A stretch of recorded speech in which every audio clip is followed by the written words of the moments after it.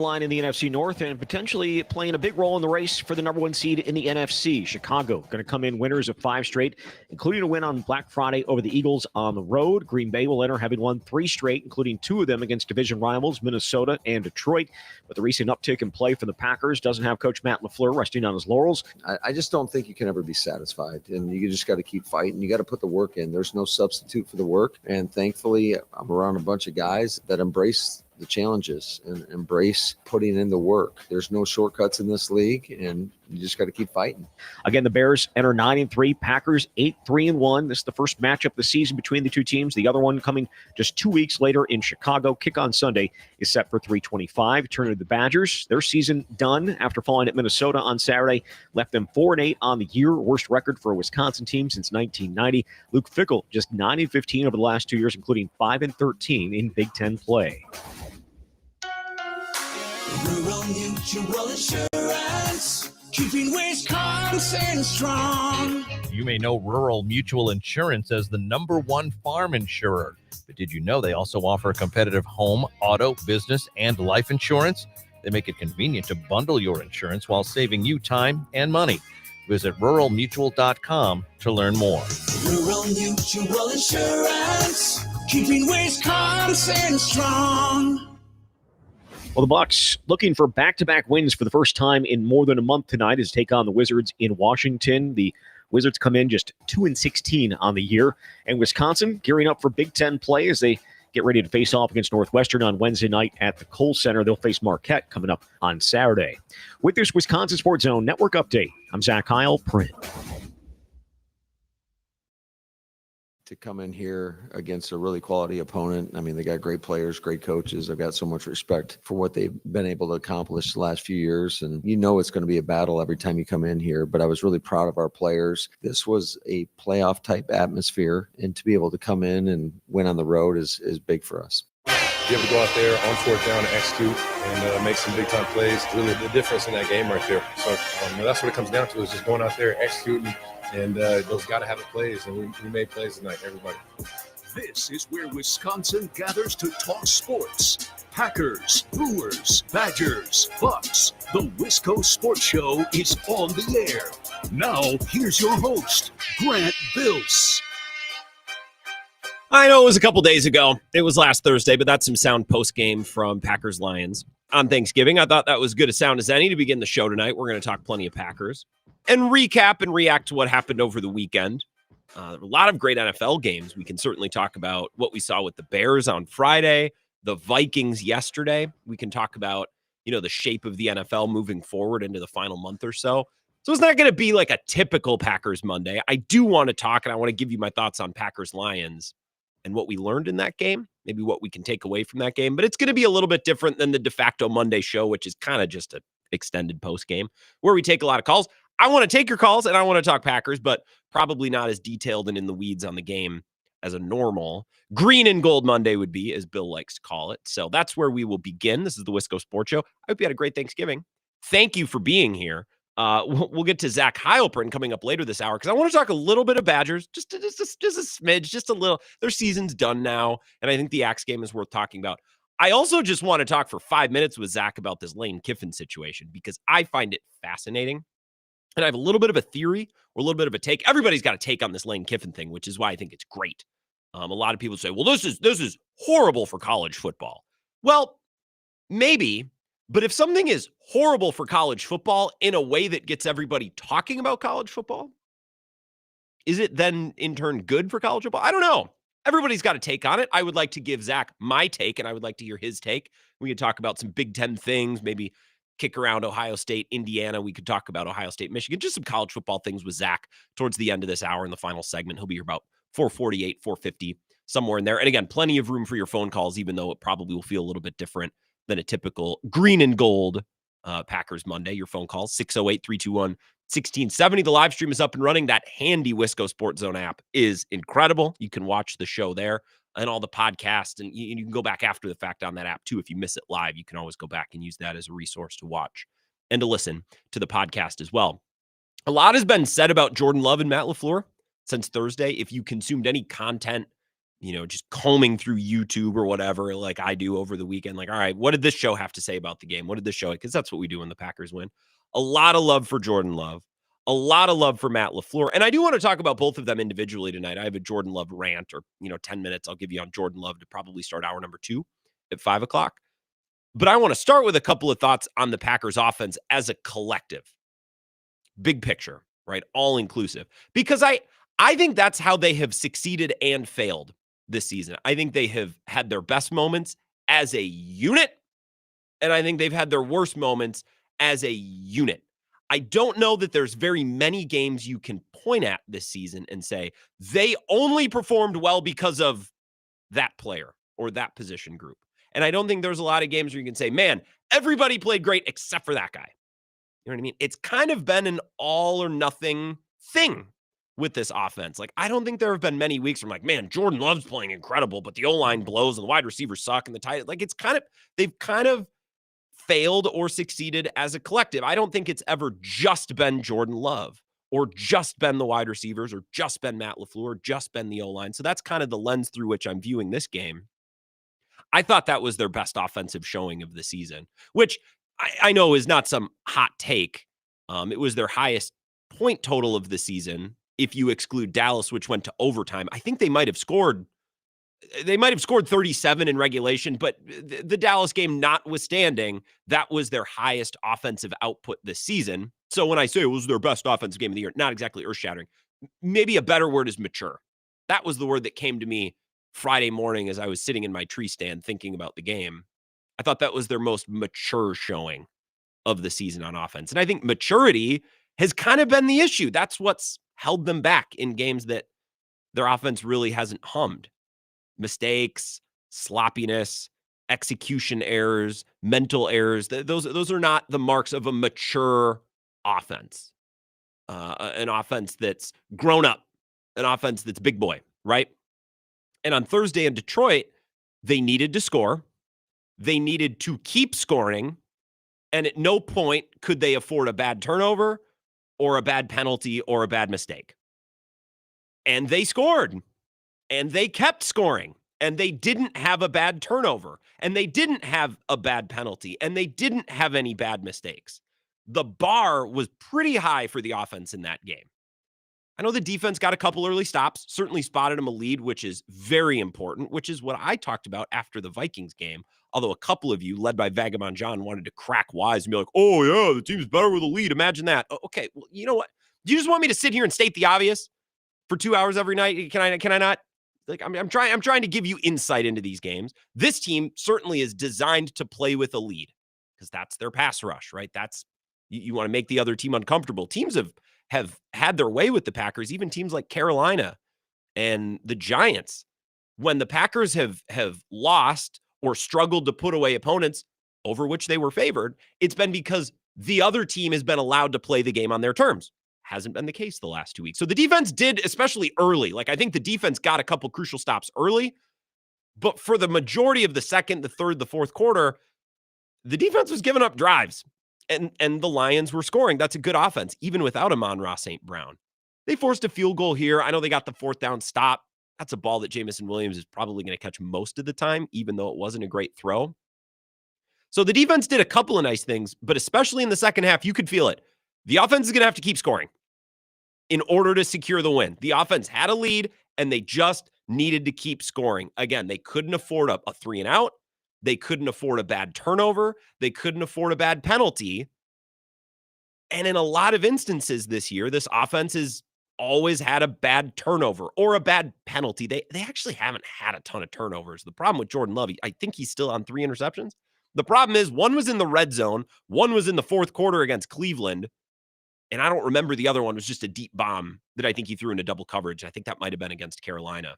So my point is, even the limited turnovers that Jordan Love has had, they've all been at pretty inopportune times.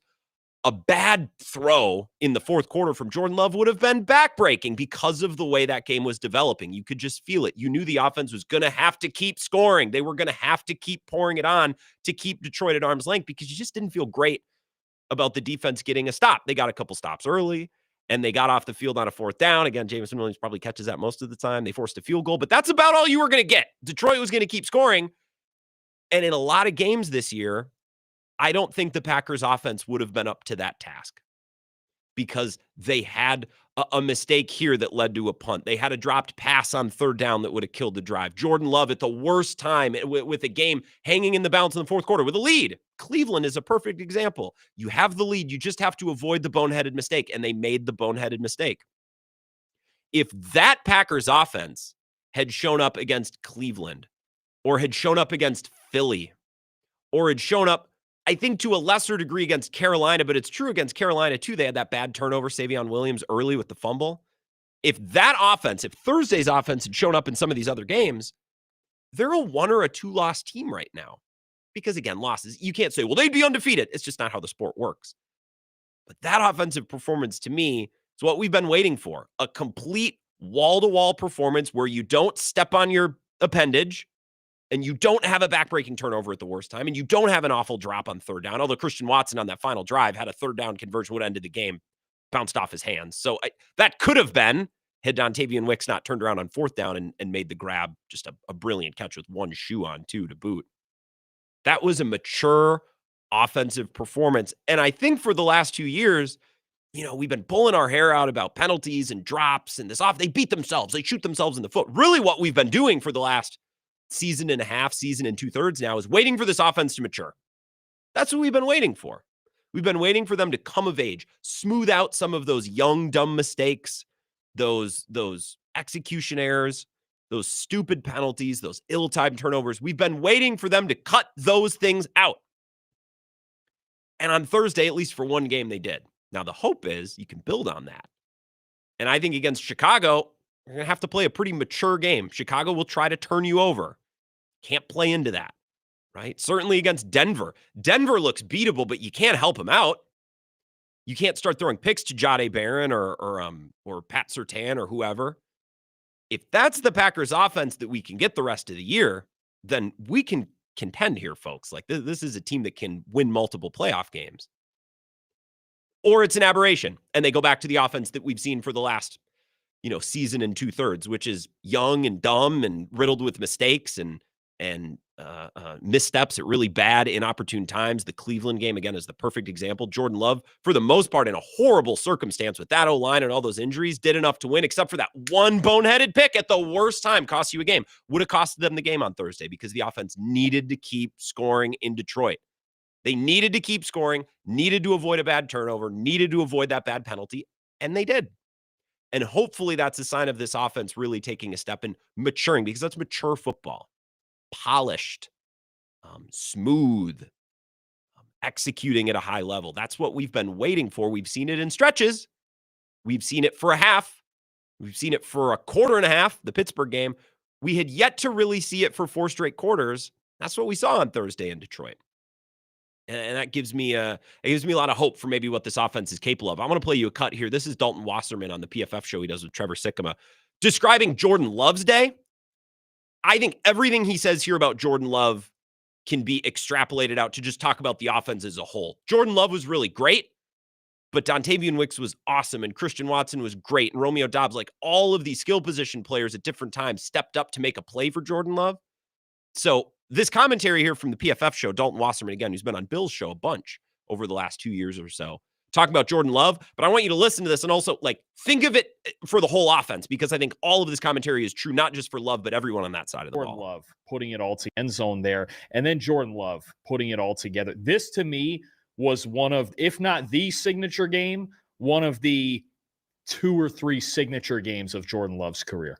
That's how good he was in this game. 91.8 passing grade, 4 big-time throws, 4 touchdowns, came through in every moment when they needed him to. And you want to talk about clutch. It just any time he needed to make a throw in this game, he was the best player on the field. Yeah, this was the best game that he's played, I think, this season. Every time they needed a throw or needed a catch. I don't think it's just Jordan Love. I think Wicks doing what he did, and Watson in a couple moments, especially on the boundary, snagging those balls almost off the turf as he's breaking towards the sideline. I just think as an offense, as a whole, every time they needed to make a play, they came up with the play. When they would have previously, I think, committed a dumb penalty or had a bad drop or a bad turnover, they didn't do those things. That's why they won. That was there were a couple missing plays last year in both Minnesota games, in both Detroit games, where it's like if Christian Watson just doesn't fumble in the first half in Detroit last year, they probably win that game, right? Or if Jordan Love doesn't throw a couple picks against Minnesota, right? It was those types of errors and missteps and mistakes that were missing on Thursday. That's what this offense needs to do more of, because with this pass rush and Josh Jacobs, who's mostly doing it on his own, although I think the offensive line is maybe improving a little bit, as we've talked about. That'll be good enough. Like, you can contend, especially now. Look around the NFC, even look around the AFC. Like, which teams do you think are better than the Packers with a bullet? Well, the Rams. Well, I don't know. The Rams lost to the Panthers yesterday, so I don't think anybody is infallible. We're going to break just a little bit early, and I want to get to your phone calls on the other side. Reaction to Packers-Lions, anything else from the weekend, I'll get to your phone calls next. 608-321-1670. This is the Wisco Sports Show with Grant Bills on the Wisconsin Sports Zone Radio Network.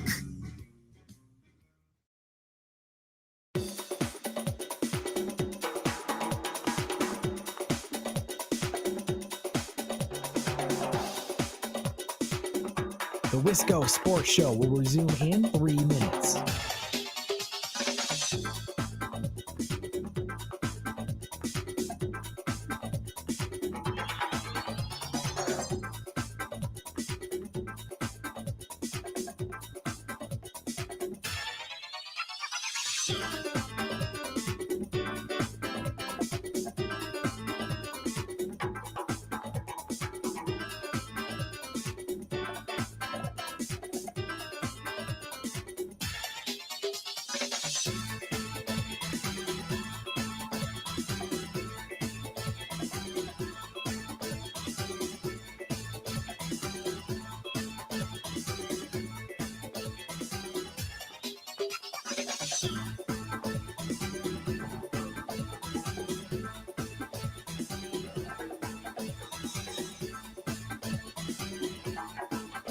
The Wisco Sports Show will resume in 2 minutes.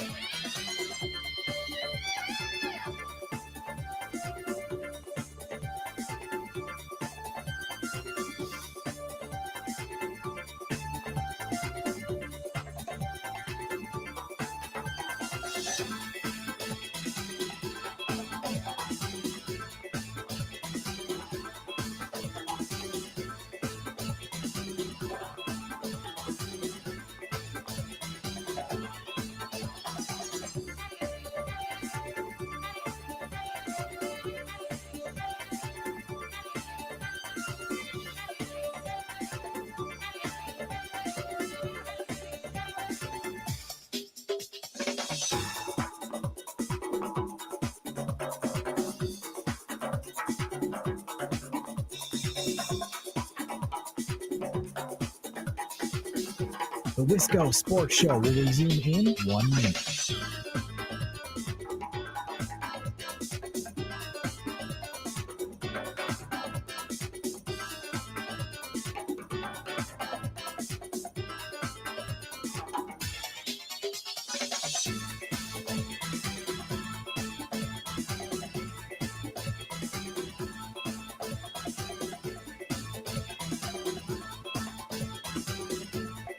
The Wisco Sports Show will resume in 30 seconds.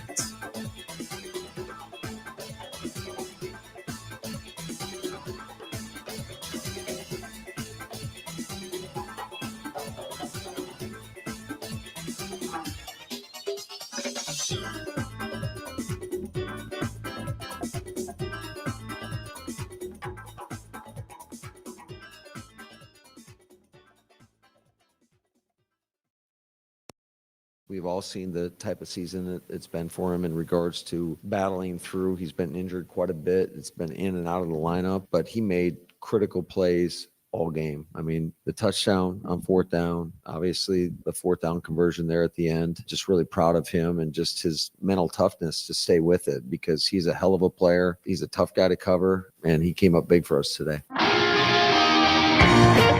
It's Matt LaFleur about Dontavian Wicks. Jordan Love was great on Thursday. But in our opening segment, and as the show continues, I also want to point out a big part of that game is Dontavian Wicks made catches. I don't want to say some of them were 50-50, but that one at the end, like, the wide receivers got to go get that. or the touchdown on 4th down early. Wide receivers got to go get that and then get his feet down. So I'm a little uncomfortable, and I don't think it's fully accurate to be like, well, Jordan Love he was unbelievable. He won the game. If I'm being honest, and I said this to Andy and Perry, we recorded Pack-A-Day last night, I think Jordan Love has, by and large, been mostly the same guy in most of the games this year. I think what's waxed and waned is the performance of the wide receivers, the health and the performance of the O-line. I'm not telling you Jordan Love's been amazing in every single game, but when you listen to some people talk about Jordan Love, like after Thursday, it's like, well, there he is. It's like, I think he's mostly been about that good all year. I think he's been very good this season. He hasn't always had the help from his wide receivers. The O-line hasn't always played at a high level, and that's impacted their ability to score, high point totals and win games. That's not to say that Jordan Love can't be held responsible when the offense doesn't perform well, because as a highly paid quarterback, it starts and ends with him. But to boil Thursday down to, well, Jordan Love was incredible. Well, yeah, but I think he's been pretty darn good in most of these games. The difference to me on Thursday was he didn't have a bad turnover. He didn't take a bad sack. And when he gave wide receivers to go make plays, which I think is one of his best traits, I'll tell you more about that at 5 o'clock, the wide receivers went and made plays. So to me, Thursday was about the offense as a whole, not just Jordan Love. 608-321-1670. Take a couple of your phone calls here. Wisco Sports Show. Who's this? Denny from Holman. Denny, good evening. I think I got you in at the very end of a show last week. I had to cut you off short. I'm sorry about that. We did, and guess what? Me and you talked about, they did exactly to a T. Yeah. Yes, they did. They didn't make no bonehead mistakes. Correct. And they let Goff beat him, and he couldn't do it. And our defense proved it. Yeah. But I thought Belton had just a great game. I mean, he's like a road grader in there, Well, he's the type of guy, like they signed Banks and drafted Belton. They want to get bigger, and I think they want to run more vertically.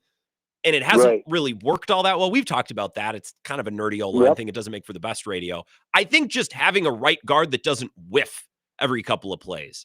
I don't even know that Belton needs to be amazing for his spot in the O-line to improve. He just needs to be a sturdy, consistent presence. And I think for the most part, he's been that. Yeah. Now I got a question for you. Yeah. Okay. If the Packers would have punted, okay, and giving the Detroit the ball back with a minute and a half, do you think that had any part of LaFleur trying to say, let's go for it? Because I'm kind of afraid right now that if I punt and gave it back to them, that they could come down. Well, yeah, tie it up. 100%. I think that final sequence, it should be, Denny. Detroit's offense, even without Amon-Ra St. Brown, appreciate the call, even with their absence, that's a good offense. They moved the ball. Jared Goff made plays. He was hit a couple of times and pressured, but I thought Detroit played very, very well. They were just stopped a little bit early, and they were in a hole, and the Packers offense didn't make that mistake or weren't stopped to let Detroit back in. The final sequence, here's how I view it. Okay, everyone say, well, Matt LaFleur, all gas, no break. Scared money don't make money. Okay, all of those things are true when you pick up a 4th down, sure. I think football fans, we sometimes, and I'm at the forefront of this, we also just sometimes need to recognize that there's never a perfect choice.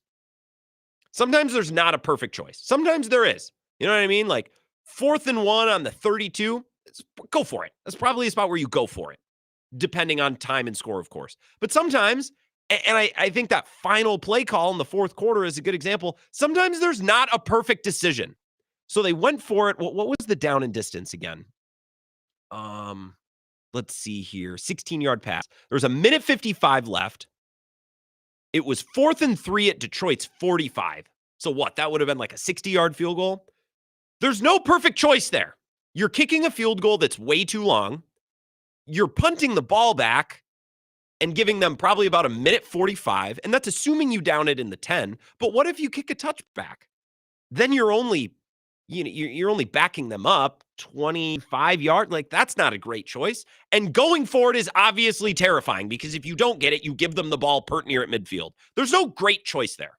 So sometimes we need to recognize that the coach is selecting the least bad option. It's like, well, the punt kind of isn't a great option. The kick is probably a horrible option. Man, I don't love going for it, but that's the best choice. And it's also the choice where if you pull it off, you just win. If you nail a good punt, you don't win. If you kick a field goal, you could miss it, you don't win. If you pick up the first down, you win. So what's the least bad option in a mix where there's not a perfect option? And what is the option that, if it works, wins you the game? And that was the decision making. And then, of course, because they pick it up, we can all say, "Oh, big nutsack, big butt." Well, yeah, but sometimes it's just a process of elimination. Like, well, that choice stinks. That choice really stinks. Well, I guess we'll just go with this and hope that it works out, because sometimes there's no perfect choice for these coaches in some of these situations. 608-321-1670, Wisco Sports Show. Who's this? Hey, Grant, Clemhead. Hey, Clemhead. Happy belated Thanksgiving. I hope you had a good time with the family, the grandbabies. Yeah, grandnieces. same to you. Yep, we had a big old giant house full Thanksgiving and on Saturday for a grandnephew's birthday. So yeah, I'm just tired. But excellent. I'll agree with Danny from Holman. I think Matt LaFleur was smart. He did not want to give the Lions the ball back with a minute and a half to go, and he made the right decision there. And I remember last season I asked you this. Do you think Dan Campbell might be a wee bit overrated, and maybe the best coaches on that staff are head coaching elsewhere now? Ben Johnson, pound for pound, might be the best coach or best play caller on that staff. I'm glad you brought this up, Clemhead, and I saw you mention this on the live stream, because we've talked about this. What I said, and I'm not tooting my own horn here, but we've talked about this on the show if you've listened for any point in time. My point of interest with the Lions is, okay, without Ben Johnson, are you going to be as good in the red zone? And are you always going to have that perfect play call on fourth down? Because didn't it seem like last year, every time the Lions needed a fourth down, like he just had the play? Well, the Lions yesterday or Thursday moved the ball plenty. They scored a bunch of points, but where did they not have the answers? Where did they not have fourth downs and in the red zone? That's where the game was decided. So yeah, in that game, I think that's where they miss Ben Johnson, is the situational stuff, because I still think Dan Campbell and the machine that they've built is very good. It's just a couple specific moments a game where it's like, yeah, that's where you'd love to have Ben Johnson in his play sheet of plays that always seem to work in the biggest moments. Aren't the Lions 0 for 7 on the last fourth down? They might be. Conversion attempts, I think they are. So, yeah, you can bite the kneecaps off all you want, but if you don't execute, you're not going anywhere. So, all the Lions websites and their YouTube channel and stuff are saying that the Lions Super Bowl window is closed now. And I trolled a few of them and told them congratulations on their 1957 NFL championship and stuff like that. So it was a lot of fun. It's fun to watch the Lions fans squirm right now. I appreciate it, Clemhead. Thank you for the call, and I hope you recover well from hosting all your family over Thanksgiving. Yeah, the punting, another wrinkle that I didn't mention after Denny's call, and Clemhead hinted at this a little bit too. The punt may have been a better choice had they ran the ball on third down, which is when there were 2 minutes left. So it was the 2-minute warning, and at that point, the Lions had no timeouts left. If they had run the ball on third down and taken it from 2 minutes down to 1:10 punted, if you were punting the ball back to the Lions and pinning them with a minute left instead of 1:55, that might have changed the calculus a little bit. Maybe the punt makes a little bit more sense, but 1:55, that's an eternity, even without any timeouts. That's just too much time. So I would have liked to see if Matt LaFleur would have considered punting, like what amount of time would he have punted? 1:55, that's too much time. A minute? 55 seconds? 50 seconds? Like, where's the cutoff where actually now we're going to punt because we're confident that our defense, with the clock working in their favor, right? That's another wrinkle in that decision. Punting with 1:55, that's an eternity. So the third down play call then I think played into the fourth down play call, which Matt LaFleur said in his postgame presser, whether he believes it or not. They called that play on third down knowing they had fourth down in their back pocket. And he said they could have run it, but they didn't really get a good look. His breakdown after the game was pretty good. And of course it was, because he's feeling himself. His calls worked and his team won. So of course Matt LaFleur is going to be a little bit more, open and clear and lay everything out in that postgame presser. Let's go another call here and then two more before our break. Wisco Sports Show. Who's this? Grant, the Lions are totally cooked. You think it's so? Over. That is directly from, and if you're a morning show listener, you might remember Director Gabe calling in, my boss. Mm-hmm. He's a Lions fan, hardcore, loves Dan Campbell. And he goes, you were just talking about Ben Johnson not being there. They didn't have Laporta. They didn't have St. Brown. Yeah. In those crucial moments, those are the players. They're done, man. And you have that emotional speech that they're all kind of referencing now in Lions land when Dan Campbell at the end of last season says, you might not get another chance, man. Yeah. This might be it, This might be our shot. And I think he said that when they blew that they blew that game to the Niners in the NFC Championship game. And he's very honest. Like, this might be our best shot. I am also a believer, Vagabond, in third and fourth down and red zone being more about the Jimmies and the Joes. Like, sometimes on 4th and 1 or 3rd and goal from the 2. Like, you just need a player to go get a ball, go get a bucket. The Packers players did that in this game. Jamison Williams had a ball hit him in the hand. Like, I know Goff threw it behind him, but that's not on Dan Campbell. Like, that's a Jimmy and a Joe not connecting on a play that was completely and totally there to be connected on. Yeah, you combine that with their offensive line just being basically disintegrated. They're toast. They have the Rams, the Cowboys, and the Steelers in their next 3. Good luck. Good luck, Michigan. At least you'll beat Ohio. Oh, damn. They didn't beat Ohio State either. I feel so bad. No, hey, I will say this. You're kind of doing the evaluation. Do you go for it? Do you punt it? All this stuff. I like your take of, like, what gives you the best chance to win. I also like the take, and I think you're feeling this growing momentum with LaFleur. What gives your players the chance to go out there and make a play? Because we talked about ahead of the game, I'm like, who's going to really step up and make a name for themselves? And hats off to the receiving room, man. Mm-hmm. Those throws are great by Jordan Love. He gave his guys a chance. LaFleur gave Love a chance. Love gave his receivers a chance, and everybody delivered. And that's the kind of energy that if you can start to stack that a couple of weeks in a row, now all of a sudden I think everybody's going to be right back on the cheese wagon headed into playoff time. So I'm all in. That was awesome. Great win. Now we just got to see it kind of stack on top of each other. We can't see Wicks go out and drop 3 balls the next game or something. We need to see a little consistency, but that was a hell of a win. Shout out LaFleur, shout out Love, shout out the receiving room. And, as always, shout out the defensive coordinator. Jeff, hey, of course. Shout out Joe Barry, Jeff Halfley. Thank you, Vagabond John. It's funny what one win can do.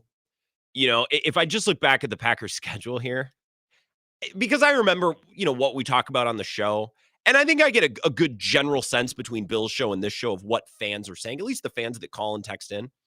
I remember after the Washington win, well, they might go 7-1, 8-1, and then they lose a couple. And I remember after they beat Pittsburgh, it's like, well, we've won 3 in a row. Now we beat Carolina. And then where are the L's as we look down the rest of the schedule? I mean, they're going to be favored in all these games.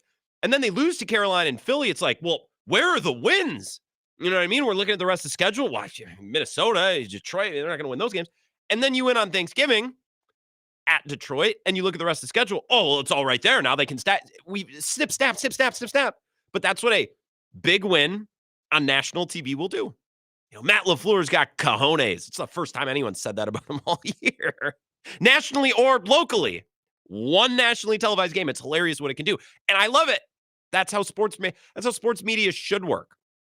I don't want a sports talk radio host who gets on the air the day after win and be like, "Well, it's just one win. We'll have to check back in a month." Okay, well, the show is on the air now.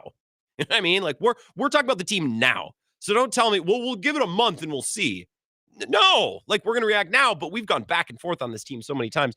And they've mostly hinged on nationally televised wins or losses. The Steelers on Sunday Night Football, the Eagles on Monday Night Football, and now the Lions on Thanksgiving have all been massive fulcrums for either positivity or negativity, especially as it pertains to how we see the rest of the schedule. The opponents have not changed, by the way, but our optimism or pessimism on how many opponents they can actually beat has gone back and forth, and it's mostly hinged on 3 nationally televised games in the last month and a half or so. Okay, 2 more calls here. Remember, Zach Heilprin coming up at 4:48. Wisco Sports Show. Who's that? Hey, Grant, Tony from Texas. Hey, Tony. You're kind of right there. Obviously, the NFL war of attrition, right? Mm-hmm. You know, and like Game of Thrones, you remember that scene with the Queen when she's getting shamed? That line? You remember that scene, right? Well, first of all, someone's got a great scene, by the way, guys. Hey, Carrington Valentine needs to have that by the defensive coaches and players. What a shame of a tackle that was. Hey, no joke. You and Dave from Monona could tackle better than that. That was awful. Just use your arms, man. Jamison Williams weighs like 125 pounds. He doesn't, but it's not like he's Debo or AJ Brown or Kittle. You know what I mean? Like, just wrap him, put your arms around him. Oh, it drove me nuts. I had to say that. Hey, but this is, you know, the Packers were underdogs just once this year, and this was the game. And we have a sample size of 1. Yeah. As Matt LaFleur is an underdog. You know, some of the other games are kind of like pick-ems, I guess, pretty close. But let's face it, LaFleur is better as an underdog. He plays the win, and it showed with Jordan Love. Jordan needs that confidence that, hey, the coach believes in him, getting that rhythm, and it showed. Now, you know this. I wanted to go for this on 4th down, those 3. I wanted to go for all of them. Yeah. I think myself and LaCroix Butler both said, go for the kill, go for the win right now. What I didn't like, and it worked out for him, and it probably won't work out next time, is that was just a crazy play. I mean, both the Wicks plays, the touchdown and to end it. That is not a recipe for success, Grant. Not long term. He drifted back a little farther than you needed to on 4th and 3. Tony, I appreciate the call and the LaCroix Butler shout out. I just think that play went a little longer than they were thinking. I thought they thought that the ball would come out faster, so he's drifting, buying time, which I'm going to give you, 10 minutes on Jordan Love. And I think we've heard the phrase, give his guys a chance. I think that's become one of his sneaky best skills. And I think it is a skill. Jordan Love is a fascinating quarterback to discuss. So we'll get into that after 5 o'clock. Remember, Zach Heilprin coming up in about 10 minutes. So I want to break to make sure we're not late to Zach. So if you're on hold, I'll get to you on the other side. A couple spare Packers thoughts, and then we'll get to Zach Heilprin for the last segment of the hour. Talk a little college football. This is the Wisco Sports Show with Grant Bills on the Wisconsin Sports Zone Radio Network.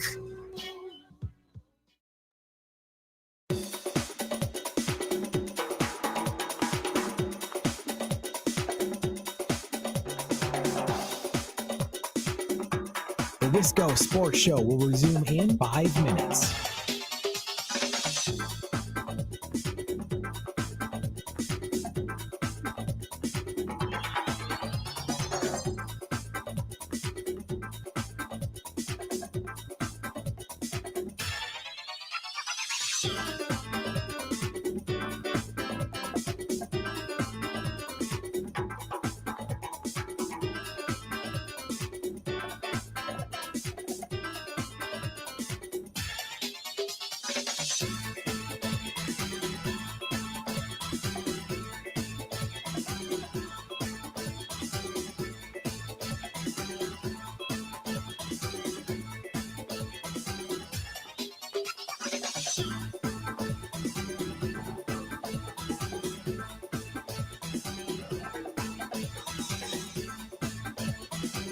The Wisco Sports Show will resume in 4 minutes.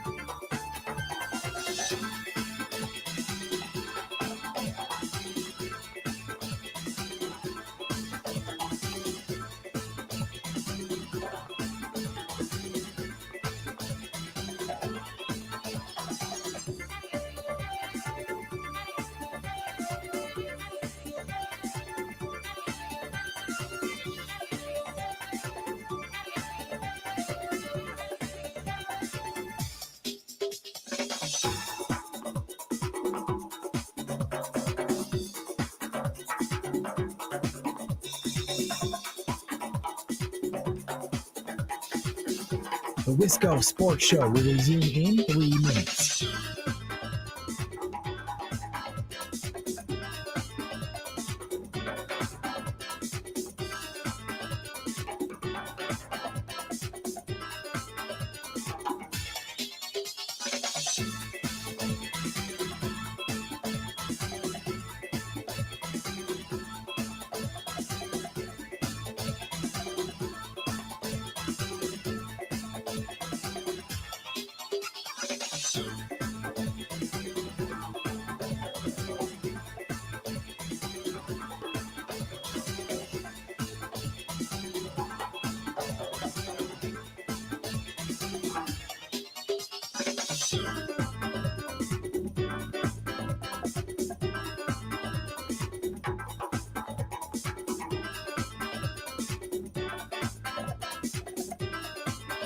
The Wisco Sports Show will resume in 2 minutes.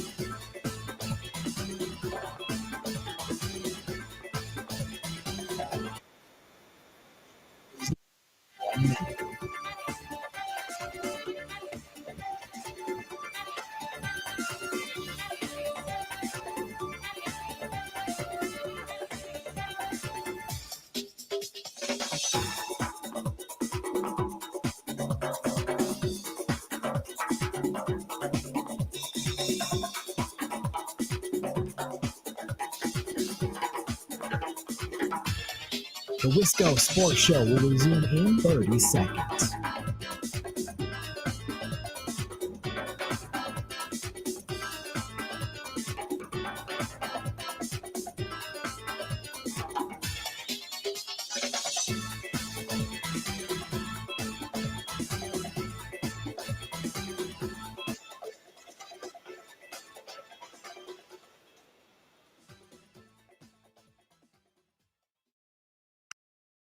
Really, this game came down to fourth down and those critical moments, and we were 0 for 2, and they were able to capitalize on 3 of them. So, and those are the 1 or 2 plays really that make the difference when you're playing a really good team. So, that's really kind of what it came down to. That's Dan Campbell, and Clemhead Mike in that last segment beat me to the punch. I had it on my rundown. I think Thursday was such a perfect example of what the Lions missed with Ben Johnson. And I've talked about this ever since he left, since last offseason. And Eric on I-90 got all over us. He's like, why do Packers fans, you guys are always obsessed with how the other teams are going to get worse in the division instead of how you were going to get better? And I said, okay, fair. That's fair. You got me there. But my line of thinking with the Lions was always this. It's like, I think Dan Campbell's great. And I think what they've built in Detroit is great. And I think Brad Holmes is great. I think the roster is great. And that culture is great. And I think they'll be good. The one instance or the one example or the one thing that I was curious about was, okay, all those fourth downs that you love going for. Last year, in a couple of games against the Packers, they were like 3 of 3 or 4 of 4. Like they always had the perfect play. Okay, well, if you're going to keep going for all those fourth downs, well, if you just miss on 1 or 2 of them in any given game, there's the difference. So even if you're still moving the ball and your players are still really good, and they're moving the ball and the players are still really good, at least to the way I see it, I think the Lions are still very good. Those couple of plays every game, it's like search and destroy. It's like if you can hit a snipe, if you can just pick someone off at the beginning of the round with a sniper, well, now it's a 6v5. It just you know what I mean? Like it's that one play, maybe a forced analogy, but whatever. If you've been playing the new COD, it's front of mind, right? That 1 fourth down a game where if you don't have that perfect play call, well, even if everything else remains, like that's the Ben Johnson thing that I was interested about. And I think Thursday, maybe I'm viewing it through that lens because that was my take and I want to be proven right, or I want to scratch that itch. But that's what I saw, and that's what I noticed from the Lions side, at least on Thursday. All right, we'll take one more call here. Quicker segment because I want to get to Zach Heilprin. We're going to wrap up the hour with a little college football talk. But first, Wisco Sports Show. Who's this? Yeah, this is Ron from Madison. Hey, Ron. How's it going? I heard your call to Over the Line this morning. Very good. Great insight as always. I like the Packers. They played good. The offense finally had a game where they only had 1 or 2 penalties. They were pretty crisp on offense Thursday. Mm-hmm. Crisp. And this was a game where the Packers had to score touchdowns and not kick field goals. I know they were very aggressive, but if they don't score touchdowns and kick field goals, they went to 1 Thursday. So. Yeah, absolutely. Like the degree of difficulty, Ron, that's a great call. We'll leave it there. The degree of difficulty for the offense, or the standard the offense had to meet, was very high. The defense got a couple stops early, spotted him a lead. But really, from the second quarter into the third into the fourth, it was clear the Packers offense is going to have to keep scoring. You can't go cold for a quarter. You can't come out of halftime cold. You can't have a bonehead turnover at the worst time. This game will not allow it. There will be games, and there have been games this year where Packers have started slow. Arizona was one of those games. Pittsburgh was one of those games where, yeah, if you have a bad drop in the first quarter, not going to kill you. If you have a big penalty that stalls a drive in the third quarter, not going to kill you. This was a game where it would have killed you because the Lions, despite them trending in the wrong direction and they're dealing with injuries and they're on the outside of the playoffs looking in right now, I still think they're a very good team. And in order to beat that team in their building, the Packers needed to keep scoring. And they did. And convert fourth downs and not field goals. And Ron, again, some of this is situational. And Packers fans, I think football fans, we just need to be smart about it. Sometimes there's not a great choice. It's like, oh, the field goal sucks, the punt sucks, the fourth down sucks. So it's not always cut and dry.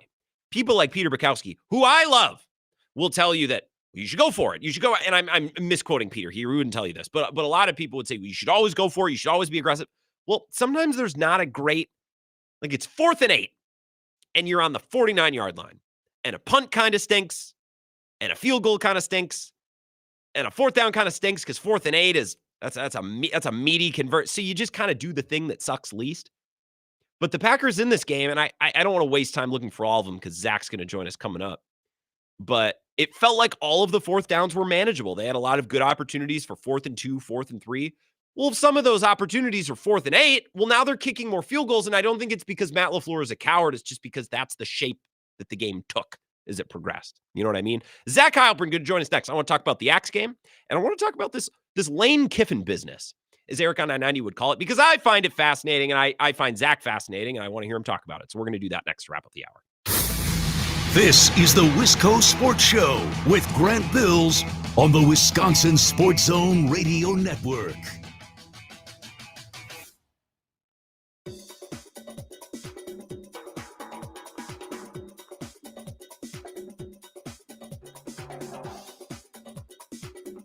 The Wisco Sports Show will resume in 3 minutes.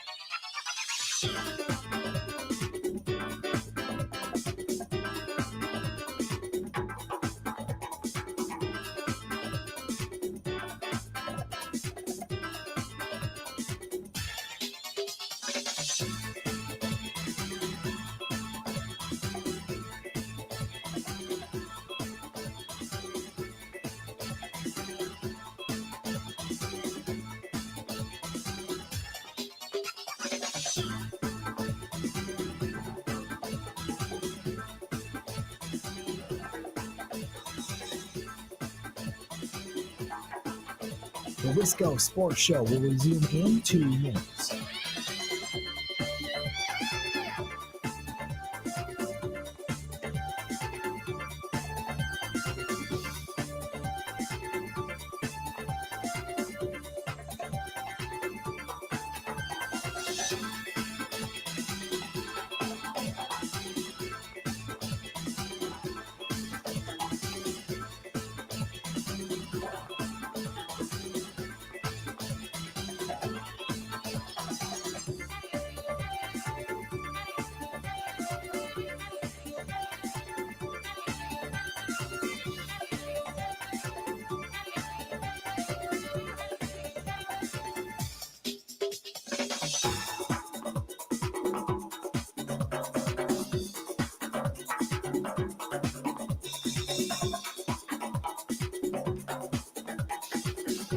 The Wisco Sports Show will resume in 1 minute.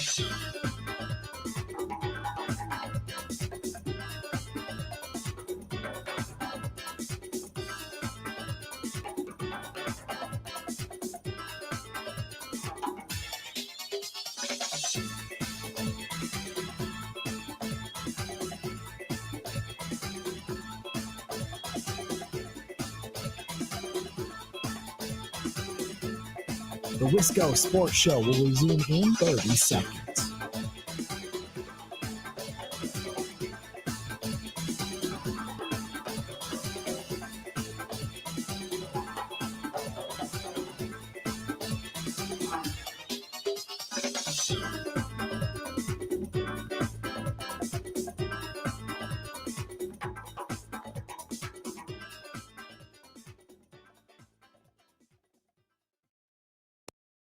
Carter Smith is the one that gave you the jolt of a little bit of life at some point during the stretch in November where you started, when you put him in, and it wasn't perfect all the time. Right? We know it wasn't perfect. But to go away from him and to go with the guy who turned the ball over pretty pretty often during his time as a starter, and it wasn't like they were throwing the ball all over the place when he was starting. To then put him in that game, I just feel like the change, I don't know if it was something that was necessary. That's a voice you know, Zach Heilprin on the camp with Jesse Temple, who will join us later this week. I just wanted to work some college football into the show tonight. So I texted Zach. I said, you need to talk about the Axe game, and I do want to pick his brain about this Lane Kiffin business because I find it a fascinating story. I think it's probably bad for college football, but sometimes something that's bad for college football can also be good for college football because it gets people talking. It gets people interested. Everyone has an opinion. And if we're going to talk SEC football on this show on the Monday after a Packer game, that means it's interesting. But let's start with this Hunter Simmons business, Zach. I don't understand the Hunter Simmons thing. Like, I just, why go down with him? Why end your season with him throwing it? Maybe it wouldn't have mattered. I don't get it. I don't get the vision from Luke Fickell. Yeah, that's a bit of a problem, or has been a problem throughout, right? Yeah. Like, why that quarterback? We've talked about this before. Yeah, what the vision is, what the vision's going to be, what is this identity of this program, what's the identity of this team. And then you get a guy who did give you a little bit of a jolt. Look, Carter Smith was not playing great. The offense wasn't playing great. You got the one guy that can actually throw the ball a little bit. Sometimes gets to his own team. Sometimes it's to the other team. But look, Carter Smith did give them a jolt when he came in against Washington and certainly against Illinois. But the conditions were not ideal for trying to run Carter Smith 15 times. And they certainly weren't ideal for him to pass it. So the more I think about it, the more I understand it. But Hunter Simmons just ain't it. And like, if he had any ability whatsoever to really change the game and change things for Wisconsin, we would have seen it at some point over the month that he got the start. He just didn't. So that's where my issue comes in. I don't know. I don't want to go down swinging with that guy. The second interception, by the way, like a horrible throw, but also like you just can't throw that ball. Like that's rudimentary stuff. I've never played football in my life, but that's rudimentary football stuff. Like that ball has to be out or it has to go somewhere else. And that was just really, really scary. The running game wasn't all that good. So maybe we're arguing about window dressing. Like, would the quarterback have mattered? Because it's not like the other parts of the offense were firing at all. No, they weren't. Look, the offense was the worst offense Wisconsin's put on a field in 35 years. The 12.8 points per game or whatever it was they ended up scoring was the worst since 1990. All their yardage totals were the worst since 1991. If not for the disaster that was UMass football this year, Wisconsin would have held the title for the worst offense in the country. Instead, UMass did what they did. They're 0-12. But you go back and look at some of the past few years, whether last year, 2023, 2022, their point total would have been the worst in the country. So that offense was trash all year. It got a little bit better. We saw that against Illinois with making some of the plays, and Jeff Grimes called a really, really good game. I thought he called a really good half against Indiana as well. But in those conditions, they didn't have it. And they have a lot of work to do on that side of the ball. How much does this loss change your opinion of the final month of the season going into the offseason now? That presumes to say that it changed those 2 or 3 games changed my opinion of what this team was all year. Do you think did it change yours? Like, their defense played great for large stretches of the month of November. I thought they played solid the other day against Minnesota. They played good against Oregon. They played good against Washington and Illinois, and for a half against from Indiana. That defense is what I will take away from this season. This team and the direction of this team, I think, is still very, very, very much in question, and it's not getting easier. It's not like they're gonna. Yes, we're gonna throw some more money at something, and it's gonna be better. And we don't even know what that money even looks like. So my take on this entire season was they could potentially be going into this year because of the schedule. They could be better than they were last year, but it wouldn't show up because they had the schedule that they had. They were not better than they were last year. They were worse. Offensively, certainly worse. Defensively, better. But as a team overall, the way that they played most of the year, not anywhere close to what anybody wants to see on a regular basis, even adding in what you saw the last month of the season.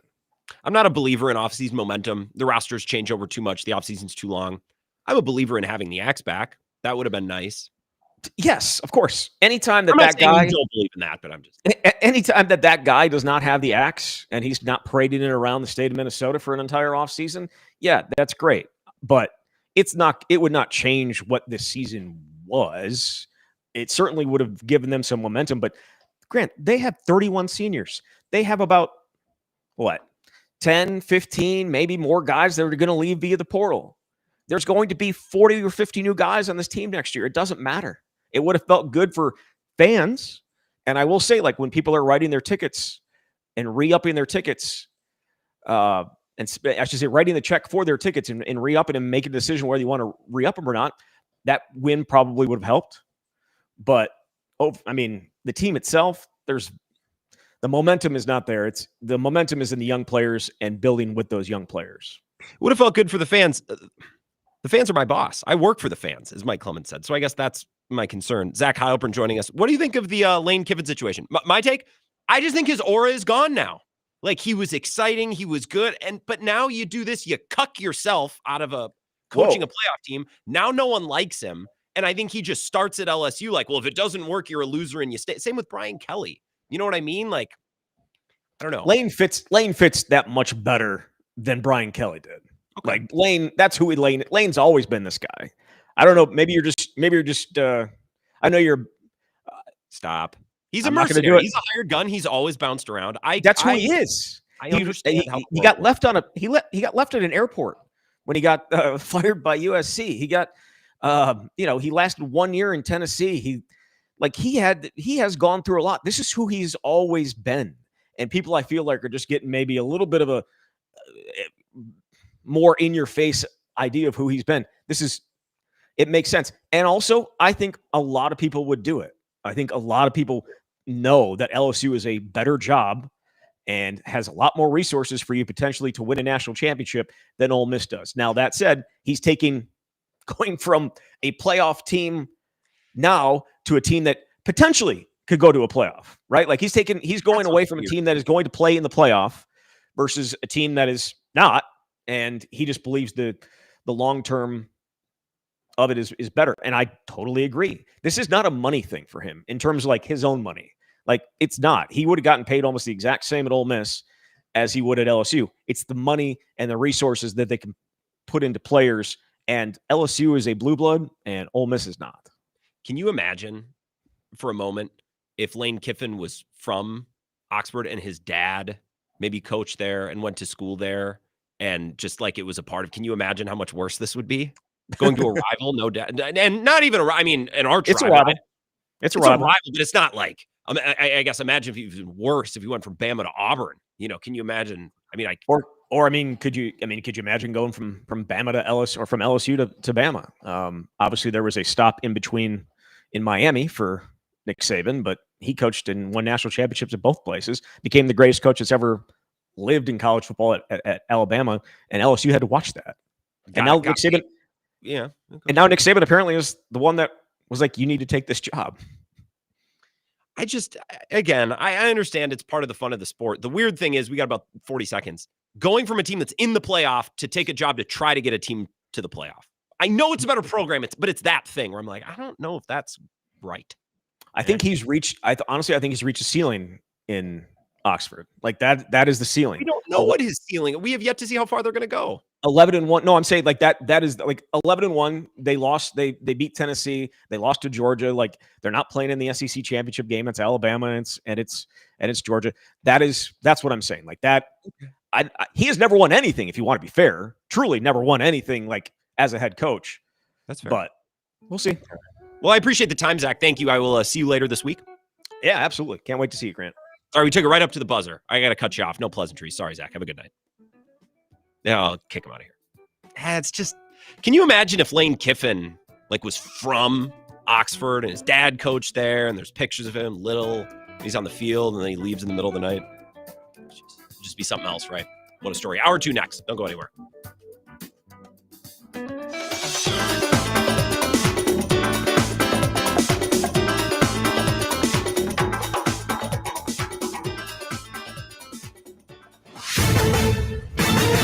This is a Wisconsin Sports Zone update. Well, it's back to work for the Packers today as they start to get ready for a visit from the Bears coming up on Sunday. It's a match of the top two teams in the NFC North, and the Bears will be the number one seed in the playoffs if they started today. Packers, meanwhile, have won 3 straight, 2 of them over division rivals, and quarterback Jordan Love knows how important Sunday's game is. You know, in the NFC North, it's a tight race. There's a lot of good football teams in our division, so we got to come out here and handle business every time we get those ops. And, you know, obviously we know this 3-game stretch we've had with, the Vikings and now the Lions and then going with the Bears next week. You know, you got to come in and win these games and try and control your own destiny by winning out. Again, it'll be the Packers and Bears on Sunday at Lambeau Field, kick set for 3:25. Turning to Wisconsin, their season is in the books. It ended with a whimper, fell 17-7 to Minnesota on Saturday, left them 4-8, most losses in a season in 35 years. Their offense, big problem all year, averaging just 12.8 points per game, fewest since 1991.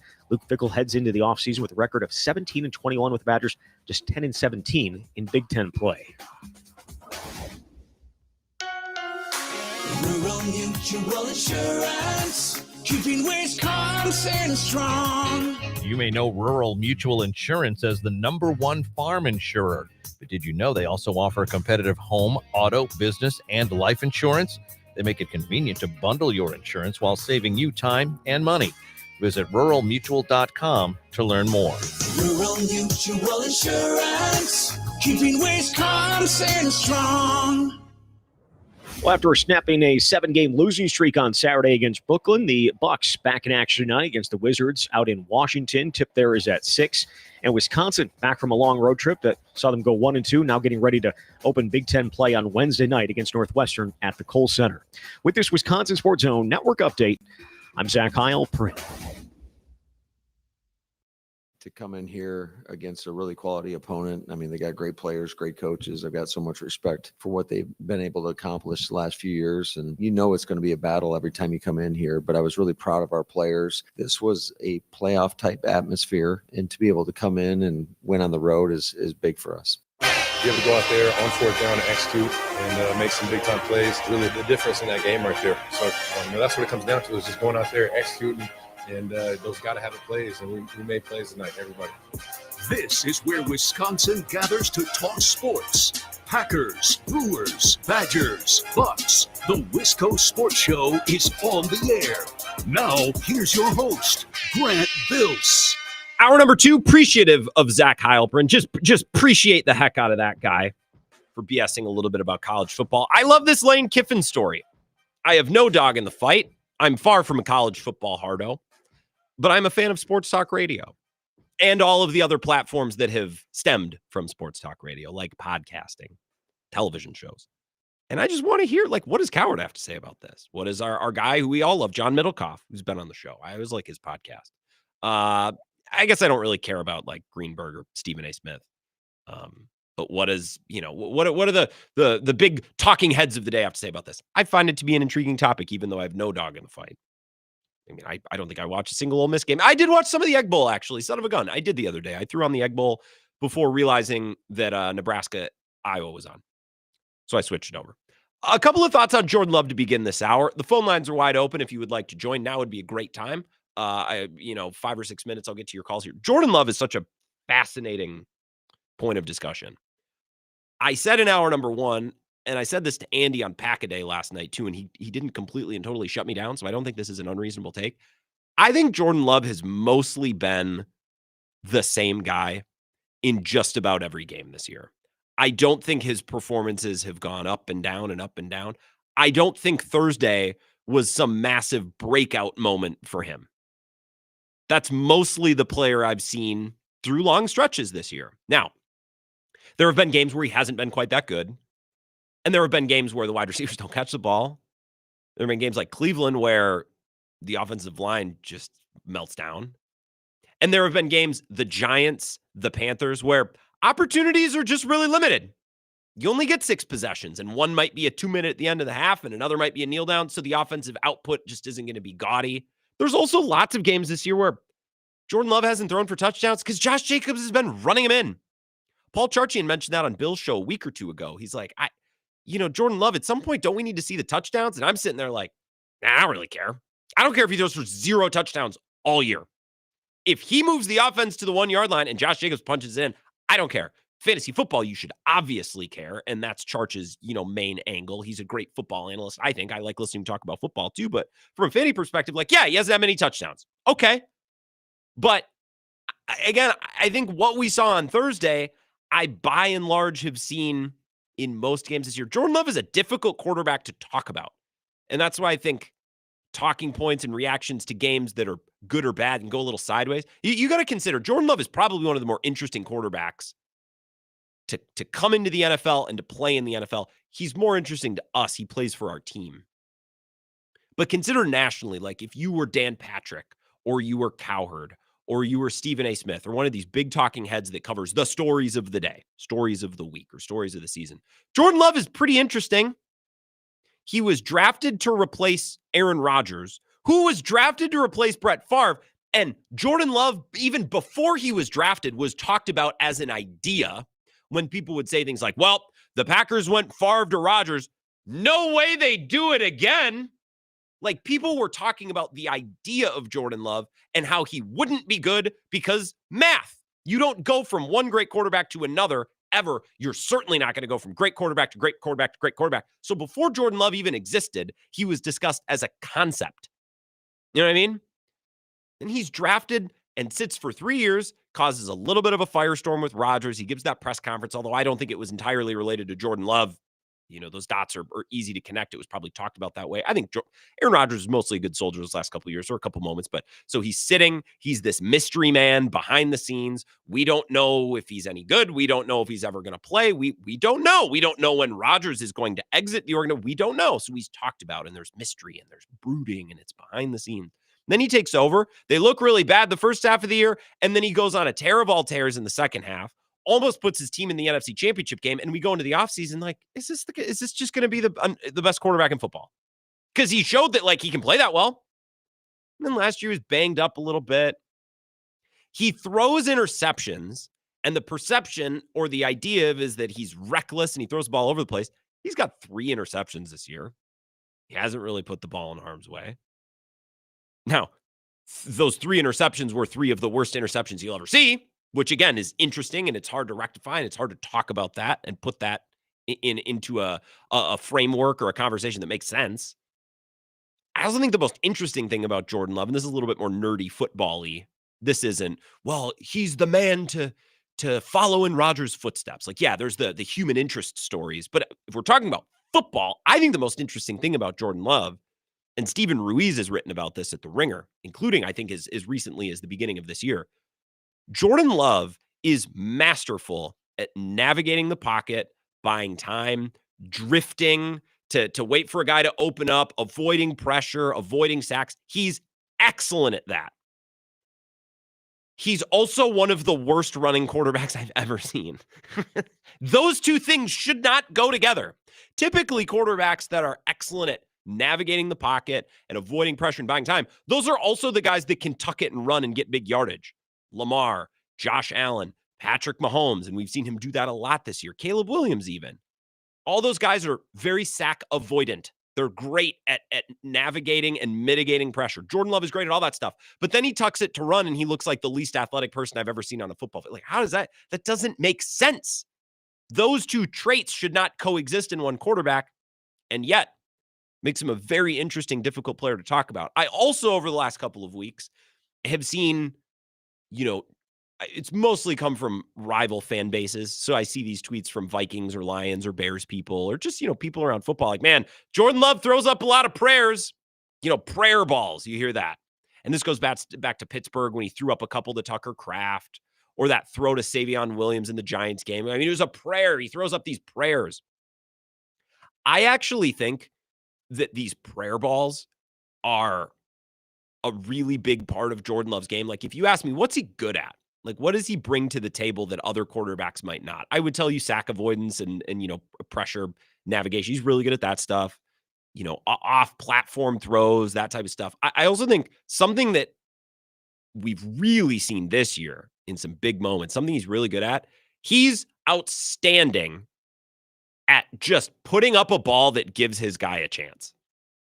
And you can call it a prayer ball if you want, but to me, a prayer ball is like you're playing 500 in the backyard and you throw it straight up. That's a prayer ball. Joe Webb in that playoff game as Clay Matthews is roping him down in 2015, whenever that was. I don't even remember the year. Like, that's a prayer ball. These throws are falling away, back shoulder. But do you notice how they always come down on the correct side of the receiver, farther over the top than underneath? Like, they're all placed really well.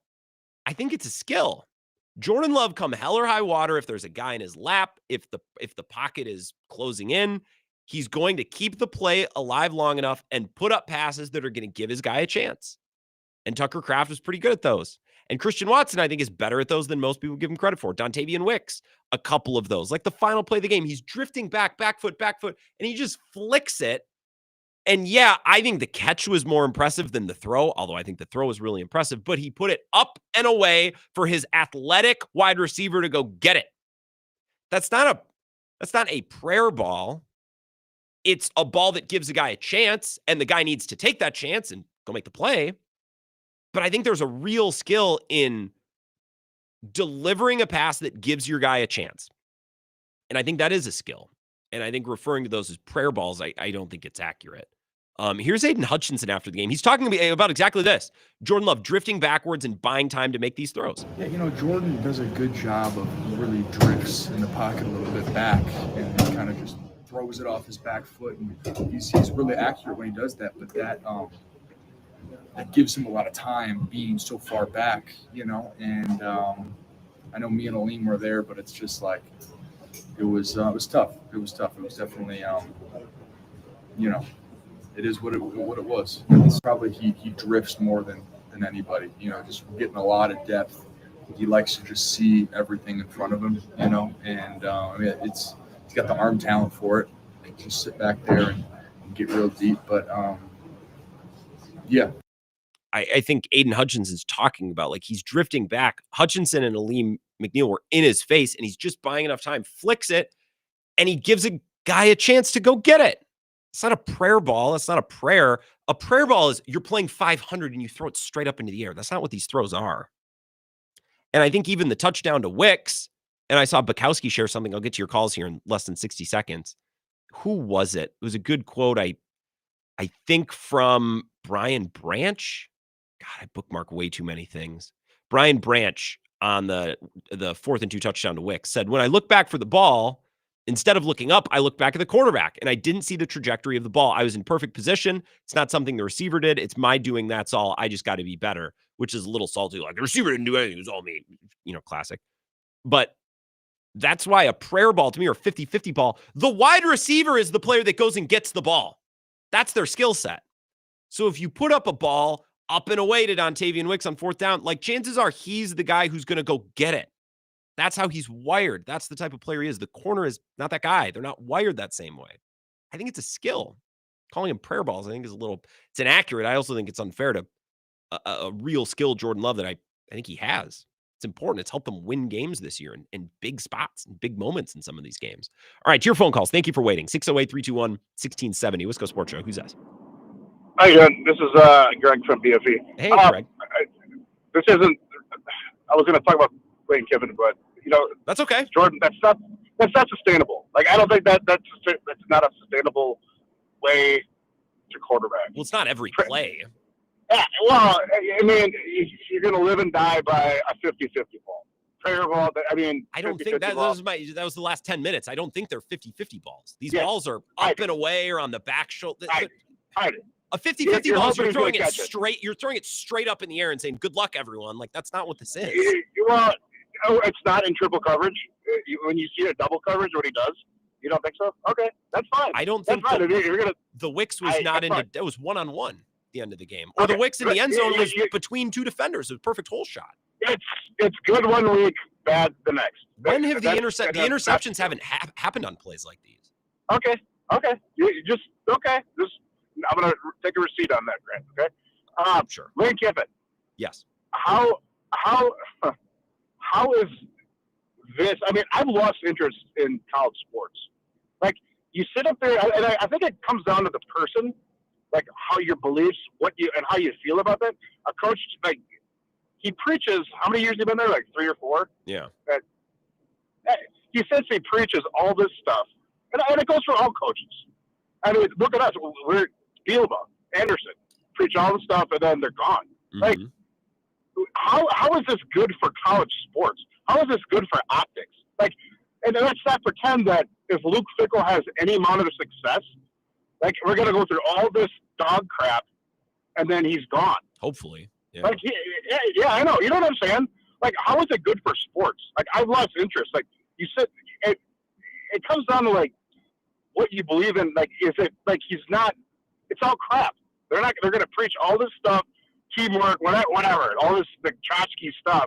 And, you know what? I'm gone. Like, you know what? And I get it. It's business. It's big. It's business. It's how businesses are. But it's just not, I have lost interest. I get that. Nobody, all of it. And it's like, why does it have to be like that? But why does he have to leave? Well, why does it, like, literally? I mean, Zach highlighted that a little bit. Greg, I'm gonna let you go. Appreciate it. Zach highlighted that a little bit. It's a blue blood. He's tapped out his potential. I mean, guys, there's nothing new to this situation that hasn't existed in the past. The coach feels they have maxed out their potential at one school, so they go to a school where they think that they, can reach higher heights, which is exactly what Brian Kelly did going from Notre Dame to LSU just a couple years ago. I think the ceiling of that program is higher, and it's money, and it's more prestige, and it's all these things. This is not new. What is new is that instead of Ole Miss going to play in some bowl, like the Orange Bowl or the Outback Bowl, they're in the playoff. So you're not leaving your school before the Outback Bowl, which isn't great, but we probably wouldn't clutch our pearls on that but you're in the playoff. So I think that's part of the difference. And Lane is polarizing. He always gets all this attention. So I'm with you on that. And by the way, the first part of your call, you're just, did you not listen to you were on hold the whole time, Greg? Did you not hear like the 8 minutes I talked about why I think the term 50-50, these aren't 50-50 balls. They're not prayer balls. A prayer ball is you're playing 500 in the backyard and you throw it straight up with your eyes closed. That's a prayer ball. Double coverage. The Wicks one was one-on-one. The touchdown to Wicks was a whole shot in front of one defender and behind the other. So this is why Jordan Love is such a fascinating player, is multiple people can watch a play and get a very different takeaway, which is sports. I guess that's not totally unique to a certain player, but I think Jordan Love is just a twisted mess of traits, and he's just a weird mix of things that you don't typically see in one player. 608-321-1670, Wisco Sports Show. Who's this? Grant, hope you had a nice, happy Thanksgiving. I hope you did as well, Cone Roller. And as I said last week, I'm thankful for your calls. I'm sorry I was off Thursday and Friday, but I don't know. Maybe I'm not that sorry about it, but I'm thankful for you still. Appreciate it. Yeah, could have been reacting to the Packers win then, but that's all right. It's a Victory Monday, Victory Chicken Monday, whatever they call it. I think you and the last caller are getting into a semantics battle on what we're calling these Jordan Love deep shots. I mean, that's fair. I would agree. On Thursday, they looked great, and he wasn't throwing into double, triple coverage, but that doesn't mean that Jordan Love is not doing that at the same time. So he will. I think it's just a week by week issue on what you call these deep shots that Jordan Love is taking. Because I agreed with him. He does send up prayer balls from time to time. Look at that Carolina pick. Mm-hmm. Yeah, that was just I've decided I'm throwing this deep and I don't care. For sure. Yeah, but then I think of the Pittsburgh game when he throws that ball to Kraft. Like, it was certainly that was more of a prayer, more of a 50-50, but also like that's your best player and he's got a one-on-one against a player that in space that he will probably beat, and that guy's got his back turned and he threw it to the inside shoulder. It's like, okay, more of a prayer, but if you're going to say a prayer, like that's not a bad prayer to say. So I'm not trying to let Jordan Love off the hook for occasionally being reckless. I just think calling every single pass that he throws like that a prayer ball is maybe a little harsh. Matter of opinion, probably semantics. Grant, in the season of Advent, the good thing is sometimes prayers get answered. That's true. That's very true. That's why I think, people are going nuts over Jordan Love on Thursday, and I thought he played great.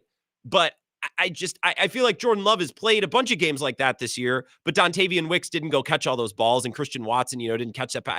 I thought that was just about as much as the wide receivers going and making some of those plays. And in every game this year, they haven't really done that. Fair.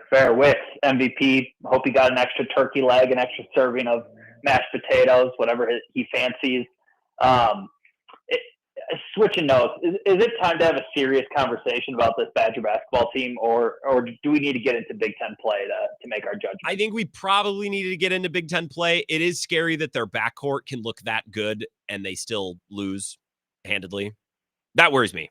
I don't really know what to do with this front court. I like Nolan Winter, but at a certain point, it's like you can't just be the exciting, flashy young guy. Like, we're going into Big Ten play, Cone.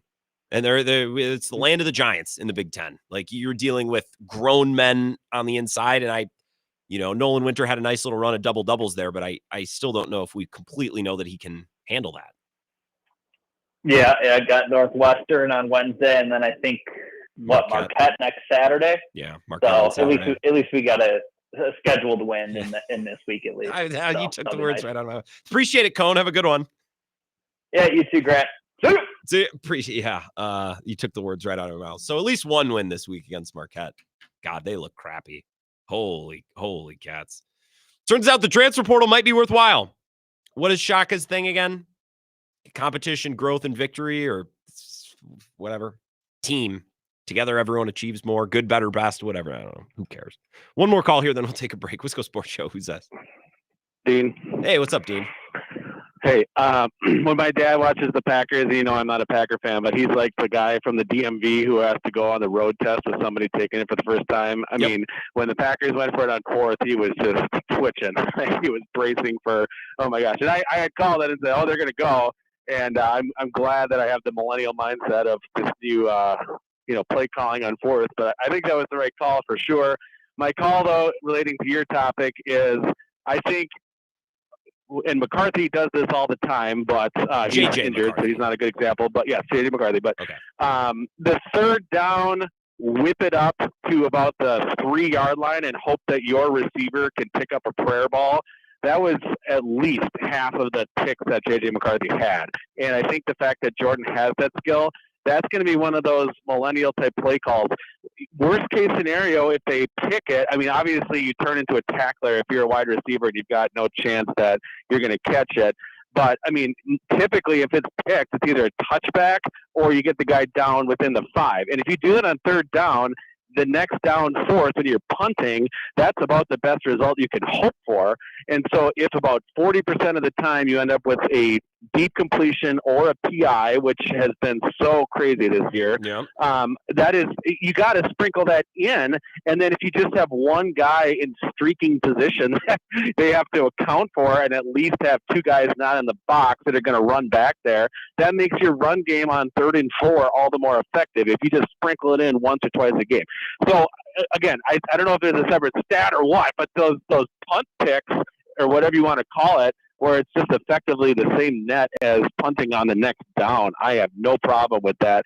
But that's just a matter of pride for the box score or the QB if they can take it to just whip it up. Well, in Jordan Love's case, make it work. Right? And it's a matter of the wide receiver. Like, is Justin Jefferson going to actually try to tackle after that pick, or like is he just going to stand there like we've seen at times this season? That's part of it. Well, he got blown up after that. I was pleased that he just got annihilated by whoever was trying to block after he didn't try to tackle. But yeah, he's shown his frustration since I think the first game McCarthy was in. But I think that's the future, though. At 3rd and 4 to 5, they're just going to be whipping these things up because why not? Well, why not? Or like 3rd and 17. I don't understand. Dean, that's a great call. I don't understand why a team would ever throw a little bubble screen on 3rd and 17. Throw a bomb, and even if you underthrow it, feels like there's a coin flip chance you're going to get a PI. I don't understand. Unless you're back in your own end zone, you want to create some space with a punter. There are times, of course. But yeah, Dean, I watched the Vikings yesterday. Not good. And it's gone south because now fans are like, Kevin O'Connell's on the hot seat. And Justin Jefferson, you know what? Justin Jefferson, he can go too. I know I'm not speaking for all Vikings fans, but you see some of those things. It's like a bad quarterback. That's when we talk about like a quarterback's going to get his coach fired. We're seeing that in Minnesota. It's not just the coach, it's the general manager who might actually deserve it. And Justin Jefferson, right? You just turn on everybody because, reckoning with the fact that your quarterback might blow is a lot more difficult. And Packers fans, we've gone through that as well. Not for very long, a couple weeks maybe in the last 30 years. That's about it. The Monday Mailbag at 5:50. Submit your emails. Submit your questions. Anything that you wish to be discussed. I will tackle it. GrantBills21 at gmail.com. That's about a half hour away. Very late for a break. Woefully late. So we'll be right back. This is the Wisco Sports Show with Grant Bills on the Wisconsin Sports Zone Radio Network.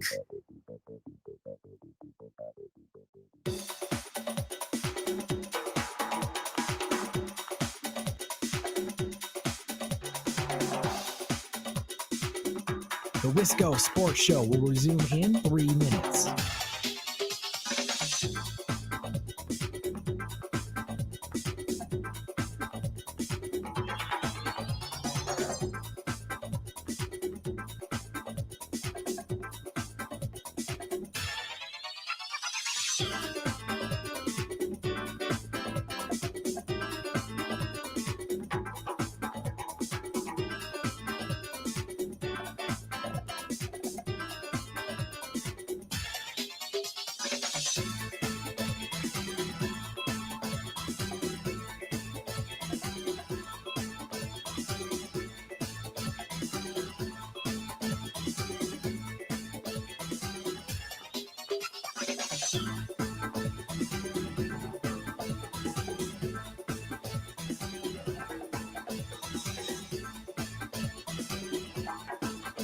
The Wisco Sports Show will resume in 2 minutes.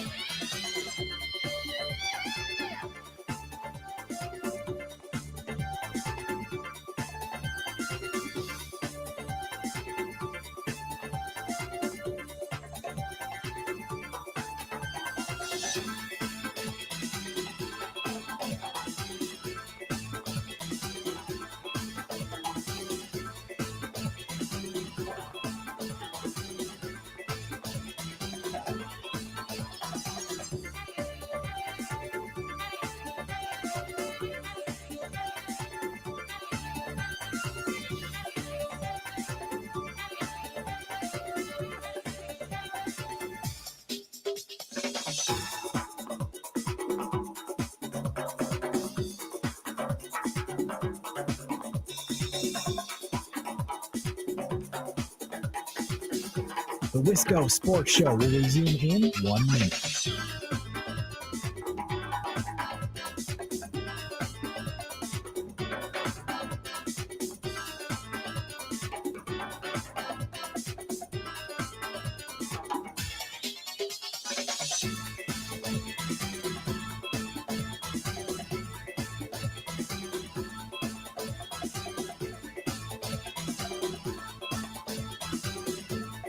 The Wisco Sports Show will resume in 30 seconds.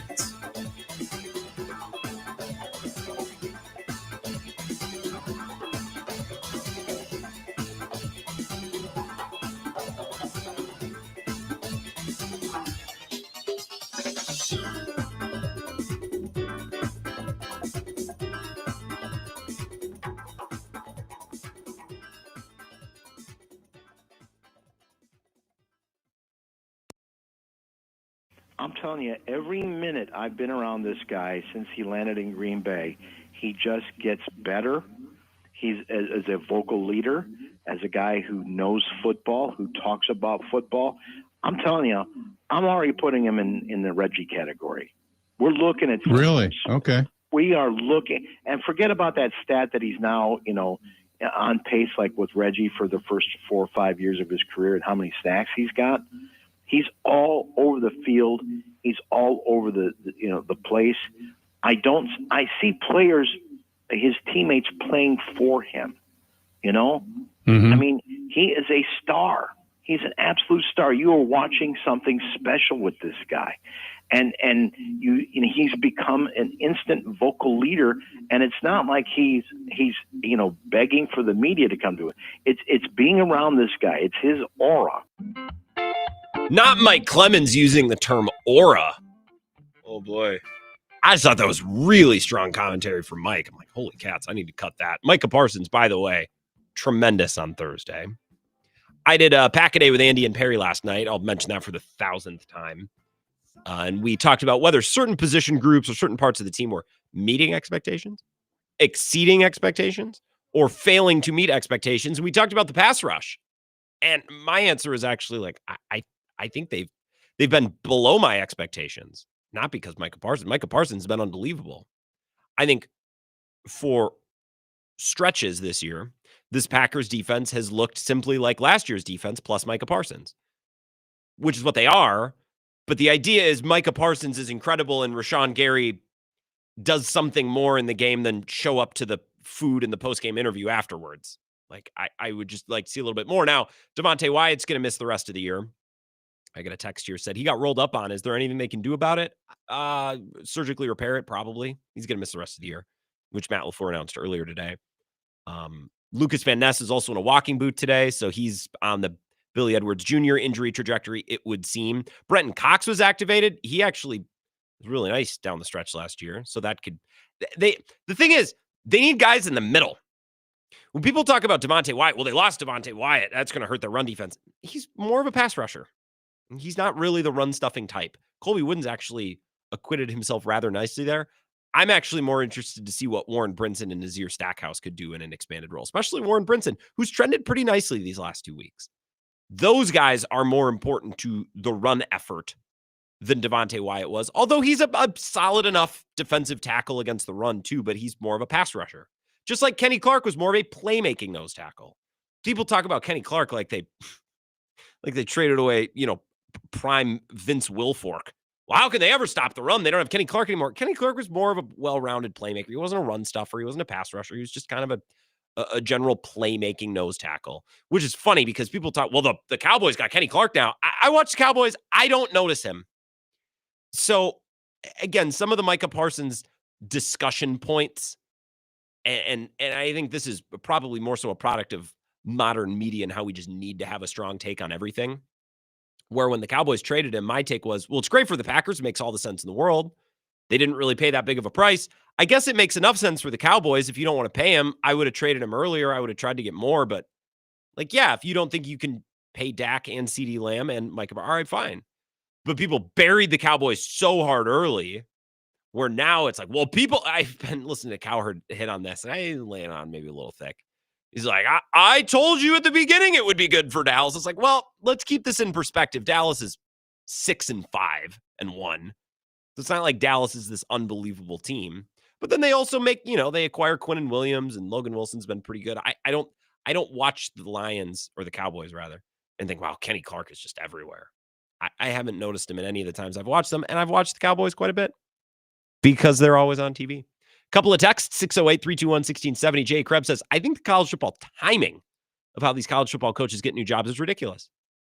Lane got them to the playoff. He should absolutely be finishing it. Teams shouldn't be able to poach coaches in season. It's ridiculous. Yeah. Yep. You're right. But what are you going to do? Like, now the season goes until January. I suppose you could just move the recruiting. I agree with you that there should be a workaround here. Like, there should be a way to not be doing recruiting in December before the conference championship games are even played. And this week is signing day. The only reason I know that is we're trying to figure out when Jesse's going to come on the show this week. And I know the Badgers have a press conference on Wednesday because it's signing something going on. I don't know. It would seem not impossible or not unrealistic to move that to a later date, but then I'm sure I don't know. Part of what makes college football entertaining is how stupid it is. And again, I don't think this Lane Kiffin move is anything new. The only thing that's new about it is instead of him abandoning the team before the Holiday Bowl, he's abandoning them before the playoff because the playoff is now expanded. I mean, Bielema left before the Rose Bowl. This is not new. The Rose Bowl is hardly insignificant. It happens. It's happened for a long time. I think Lane is more polarizing. And it's not the Outback Bowl. It's not the Rose Bowl even. Now it's the college football playoff, which for Ole Miss purposes is probably the same thing. It probably means about the same. Have an opportunity to win a game or two, and that's probably it. I don't know. I would like to think this college football playoff exists because we think there are 12 teams that could win a national playoff. Of course, nobody actually believes that. It's a big money grab. Duh. But it's the framing of these games, and now it's, well, he's abandoning a playoff team. Well, 6-7 years ago, he just would have been abandoning a team going to the Outback Bowl, and no one really would have cared. Jay Krebs also says on Jordan Love, don't care what people say. There isn't 28 quarterbacks better than Love in the NFL. He's a top 5 guy. The kid can play, and Matt needs to let him. It's our only chance at winning the playoffs. Yeah, I think he's the team's identity right now. They're not good enough at running. Their wide receivers aren't dominant in and of themselves. So yeah. And Matt LaFleur was asked in his presser today, it's like, have you been trusting Jordan Love to turn it loose a little bit more? And LaFleur said what I thought he would, but not any more than we have been throughout the year, which I don't fully buy. I also think Packers fans, we should understand that the game plan week by week changes with opponent, changes with situation. It's not always going to, look the same. We'll take a break here. Come back in a couple of minutes. Remember the Monday mailbag. I want that thing full. GrantPills21@gmail.com. But first, a couple more minutes on the Packers. And I actually have a take pertaining to the Lions and the way that people reacted to this game on Thursday. And I think this is true of all of the games over the weekend. I think it's true of every NFL game I've ever watched. So we'll get to that next. This is the Wisco Sports Show with Grant Bills on the Wisconsin Sports Zone Radio Network.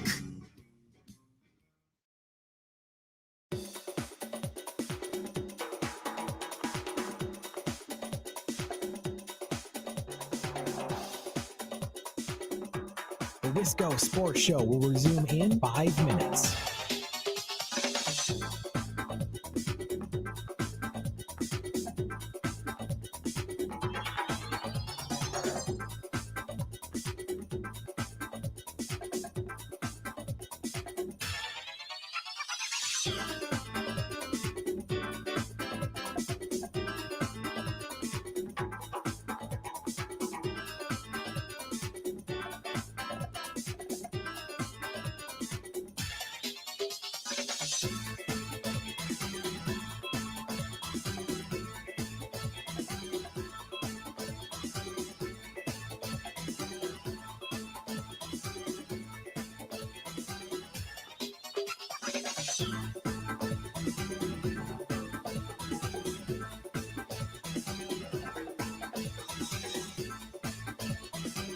The Wisco Sports Show will resume in 4 minutes.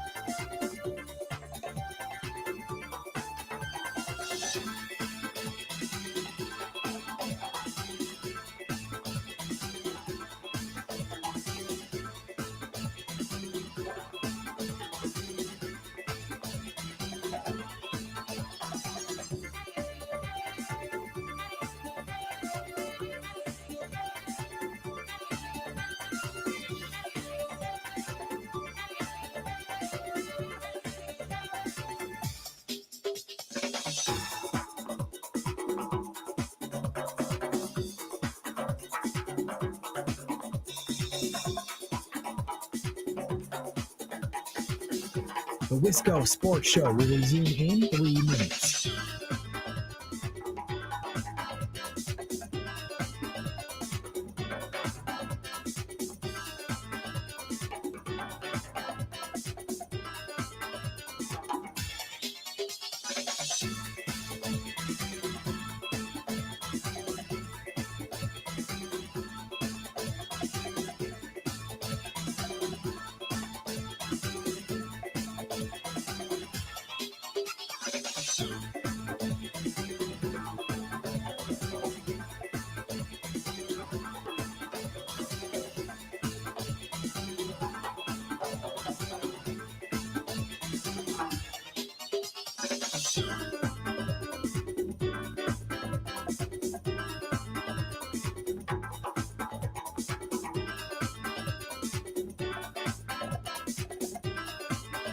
The Wisco Sports Show will resume in 2 minutes.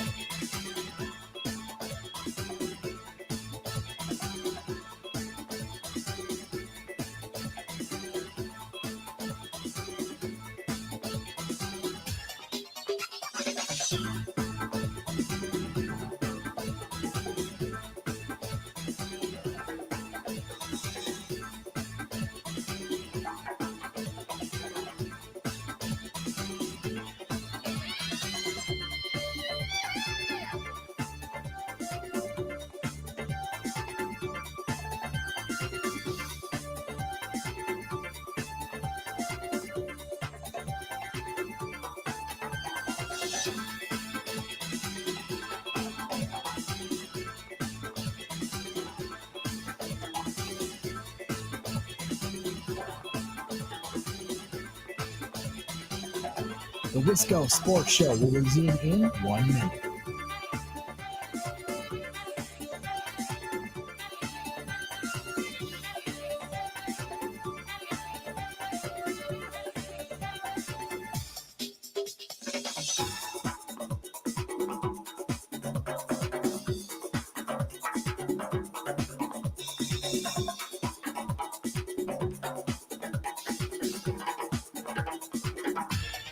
The Wisco Sports Show will resume in 30 seconds.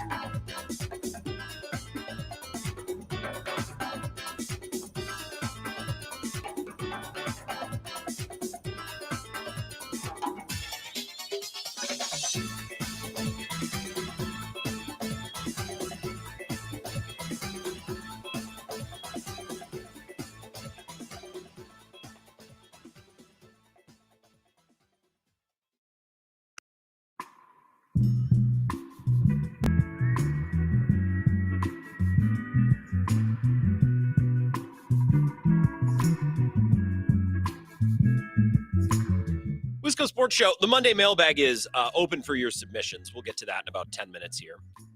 GrantBills21@gmail.com. That's BILSE. GrantBills21@gmail.com. Appreciate your topics. It's just a fun segment to grab ass about silly things that are off the beaten path a little bit, maybe not related to the Packers. I have a take about Packers lines, but it's really just an NFL take. And if you have something to add to this, wide open phone lines. So please, 608-321-1670. There were a couple of calls in the Packers Lions game that got people riled up. Most notably, or most interestingly, the Dontavian Wicks touchdown, which I thought was like pretty clearly a catch. And if that's not a catch, like if they had called that not a touchdown, we would be arguing, well, then what's a catch? The ball is in his hand, 1 foot, 2 foot. Oh, so it bounces a little, I just think keeping it simple with what's a catch and what's not. Great example, the Ohio State-Michigan game, where I don't think it was Jeremiah Smith. I can't remember who it was. Crossed the goal line, but as he was crossing the goal line, he was like bobbling it in his hands, even though he had caught it and made a football move. And then the broadcast was like, but is this a touchback? It's like, no, he had the ball in his hands and he ran into the end zone. Would just shut up, just kick the ball off, for God's sake. Then don't take a television timeout to review it, because we know that'll be 5 minutes long, because that's college football in 2025. Just keep it simple, stupid. Did it look like a catch? Yeah. Okay, well then you know what? It's a catch. Did it look like a touchdown? Yeah. Well then it's a touchdown. Move on. No, don't go to commercial break. Don't go to commercial. Just line up the extra point. Kick it. But people were all bent out of shape. I saw people tweet it, quote tweeting that play. How is that? Someone explained to me how this is a touchdown. It's like, well, do you have eyes connected to your brain? You got poop in your eyes to, censor the phrase that I really want to say. And then, of course, Matt LaFleur granted the touchdown. And then Magruder filmed Magruder. They Zapruder filmed Matt LaFleur behind the play. And it's like, I don't think he got it off. Did he yell? What did what's his nuts say? The Fox sideline reporter. Why can't I think of his name? What did Tom Rinaldi say? He was down there. It's like, hey, I get the frustration from Lions fans. It's their team. The rest of you, pipe down.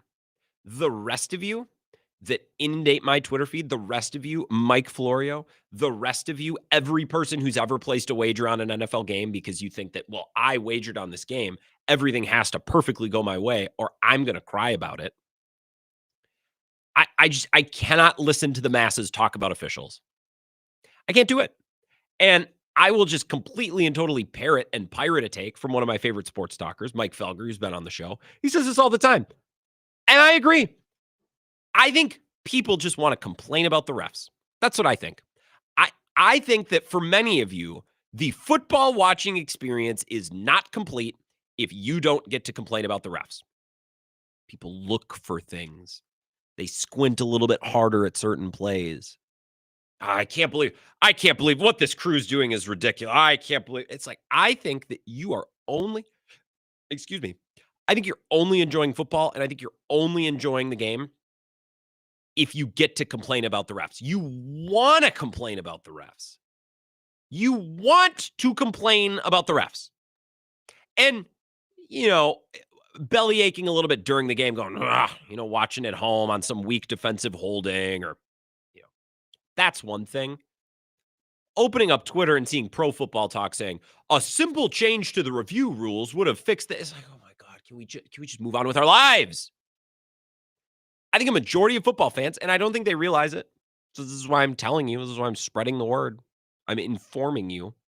A majority of football fans, it would seem, I want to be mad about the refs every time I watch football. And if I don't get to be mad at the refs, and we don't get to write think pieces and have podcast segments about how this rule needs to be changed, if we don't get that, then I'm just not happy. Me, I'm a simple man. I'll watch the football game. And that's enough for me, I guess. Maybe I'm different. Maybe I am. Maybe I'm just better. I don't know. I'm being sarcastic, of course. I think some people the football watching experience is not complete unless they get to complain about the refs. Let's take a call, and then the Monday Mailbag looming on the other side of the break. Plenty of room. GrantBills21, gmail.com. Wisco Sports Show. Who's this? Hey, Grant. Mad Max from the Tunnels Under Racine. Hey, Mad Max. How was your Thanksgiving? It was good. Yeah, it was a nice weekend with family. Pretty chill. Good. But yeah, I couldn't agree more with that's a big pet peeve of mine with how people think instant replay. The point of instant replay is to get every call 100% correct. It was introduced to football and other sports to fix obvious misses, but people seem to want to review like 20 things a game. You got to play things at you got to play replays at 20 different angles just to make sure it's like for something that's like a split second or like an inch apart. And it's kind of like the World Series too. How I know you were talking about how that play that Toronto could have won it with that play at the plate. They called it out. I think it would have been a travesty if they had overturned that, because if it's that close, you just got to stick with the call. I would tend to agree on that. I think we're always mad about the thing that happens. Like that Dontavian Wicks thing. If it's overviewed or overturned, then what's a catch then? Because 1 foot, 2 foot. I just think the more we zoom in on this stuff, the worse we're going to make it. We're not getting any closer to accomplishing our goal. And people are always eager to write think pieces about the refs too, and complain like, oh, why do we have all these great games, but the refs always have to be a topic of discussion. It's like, well, you kind of make it a discussion. I'm like, it's football. Bang bang plays are going to happen every game, and some people just can't live with things being perfect and how they should be in their mind. And again, I get it from Lions fans. Their team lost. But for everyone else, like, why do you care? Move on, dude. It's Thanksgiving. Like, why am I seeing, again, think pieces? I don't know why that's the term that keeps sticking in my head, but it's the one that makes my point, so I'm going to keep using it. Appreciate it, Mad Max. I thought that maybe there was some wild conspiracy coming, but just an excellent sports take. Appreciate it, Max. Time for one more, and then we'll take our break into the mailbag. Wisco Sports Show. Who's this? It's Tim from Sparta. Hey, Tim. How's it going? It's a beautiful day. When you start talking about the refs, I just have to throw in the 2 cents on those guys. Most of these guys, the one thing I should say this, that the one thing that drives me absolutely crazy about the professional sport with professional football is that we have non-professional referees. Sure. I think if you had professional referees who that was their only job, they weren't allowed to have anything else, they trained 12 months a year like everybody else with a regular job, I think you would see more consistency of calls across the board. Because you can turn into one game and this guy's getting mugged, they're hand fighting down the field, no call, which is fine. You turn into the next one, somebody reaches out a hand a little bit too far, then it's a flag for passing interference. So it's the inconsistency that drives me nuts. You're always going to have, no matter how good your instant replay is, you're always going to have questions in a game because it's played by a bunch of humans and it's refereed by a bunch of humans. That's the thing. And the NFL isn't so. Well, that's the thing, Tim. It's just such a human game. Like you're never going to have perfect consistency on this stuff. And I don't know what to tell people sometimes other than I think you want to be mad about the officials. You can make them full-time. Sure. Tim, I actually thought of you yesterday because I was driving back to Madison on 94, and 94 the Sunday after Thanksgiving is hell on earth. So I actually got off at the 90 split, and then I took 12 through Oakdale, through Camp Douglas, New Lisbon, Mauston, Linden Station. Is that the correct order? And then hopped back on. And Tim, you weren't lying. It was a beautiful evening yesterday. A beautiful day today, I would assume. Beautiful snow. You could see the snowmobilers out in the twilight. Just picturesque, if you will. I wanted to turn right and head south towards Elroy, but I had to drop my brother off, and I don't think he wanted to see and drive through Elroy as badly as I did. So I didn't, but just know that it passed my mind, Tim, and I was in your neck of the woods. All right, the Monday Mailbag on the other side. GrantBills21@gmail.com. I will answer all of your questions, and we'll wrap up the show after this.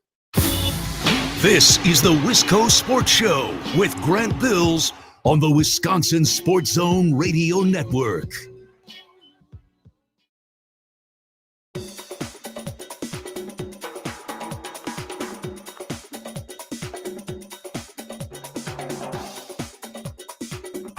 The Wisco Sports Show will resume in 3 minutes.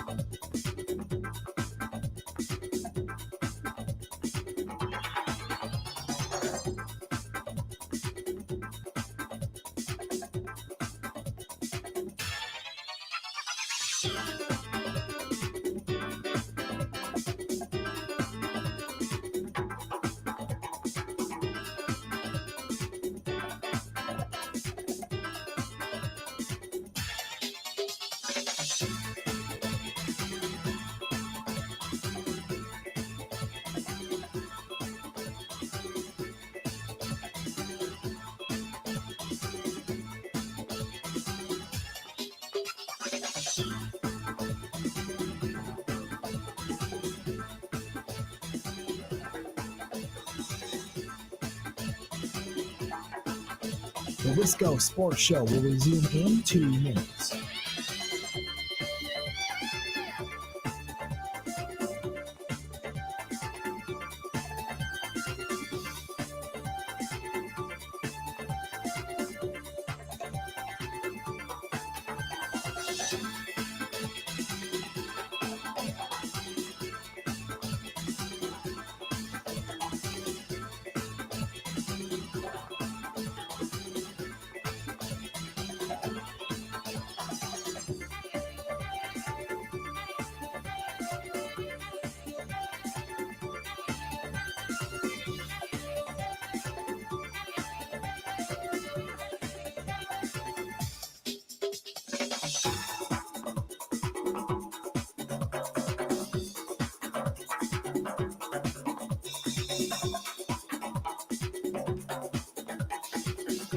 The Wisco Sports Show will resume in 1 minute.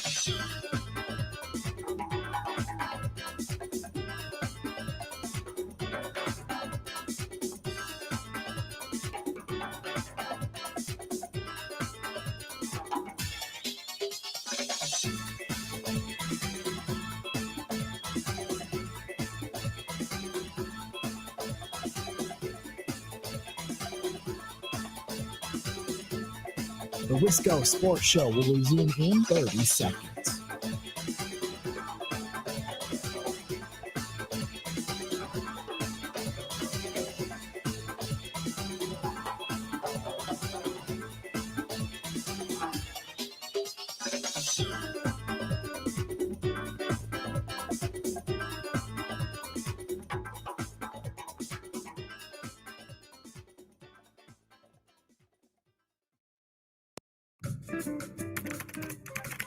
Because the mail never stops. Charles, we'll be writing to you. Ah, She's Got Mail. That's the name of the book. That's it, honey. There's never a let-up. It's relentless. Every day it piles up more and more and more. You got to get it up. And the more you get up, the more it keeps coming in. The Monday Mailbag. All topics and questions considered. Everything's on the table.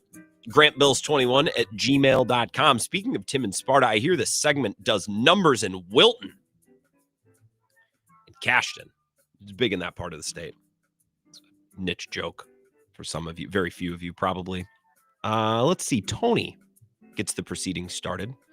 Says, "Hi, Grant. Are you going to get your nice buck mounted? And have you ever gotten a fish mounted? Any ice fishing plans coming soon? P.S. I know a taxidermist in Menominee. If you need one, send a reply and I'll give you his info. I emailed you back. I kind of want to know who it is because I kind of want to know if I know who they are. Just like making connections. Type of man I am. Yeah, I would do the full head and shoulder mount, but that is expensive and I don't have a house. Seems like a house is an important thing to have. Where am I going to put it? In the studio? It'd actually be pretty badass if it was in the studio, actually. Is European mount. No, I would like to get a fish mounted, but again, house. I'm a big fan of the fish on the vertical driftwood with maybe a piece of greenery. I'm a big fan. Now, it would probably have to be some type of trout, salmonoid, or maybe a handful of perch. I'm a fan of that. No, I'm going to, ice fishing a lot this winter is my hope. We need ice, which always hasn't been a given these last few years. We'll reconnect on the topic of ice fishing, I'm sure. Tom, thank you for the email. Tyler says, hey, Grant, what were you most thankful for this past weekend? Oh, great question. I just found myself very at home in the Chippewa Valley. I had the most quintessential Chippewa Valley Thanksgiving. Deer hunting. We didn't know what to do one afternoon, so we just drove to Shields and walked around. Didn't buy anything. That's about as Chippewa Valley as it gets. And then went to the Liney Lounge. I was in Clumhead Mike's neck of the woods. So I was just, you know what? I'm thankful for my home and native land of the Chippewa Valley. I got to say, thank you, Tyler. Scott, another deer question. It says, when you get your deer processed, what do you choose to make? I did meatball mix, snack sticks, cheddar wurst, and the rest ground meat cut with pork. Do you do it yourself? No, I do not do it myself. Again, house. Where am I going to cut it? It'd be funny to cut out Ebo's driveway. Ebo, can I use your backyard? Chops and ground chuck. Not a snack sticks guy. And why would I be? I get all my snack sticks from Ebo at the tailgate at the Blue Moon. Duh.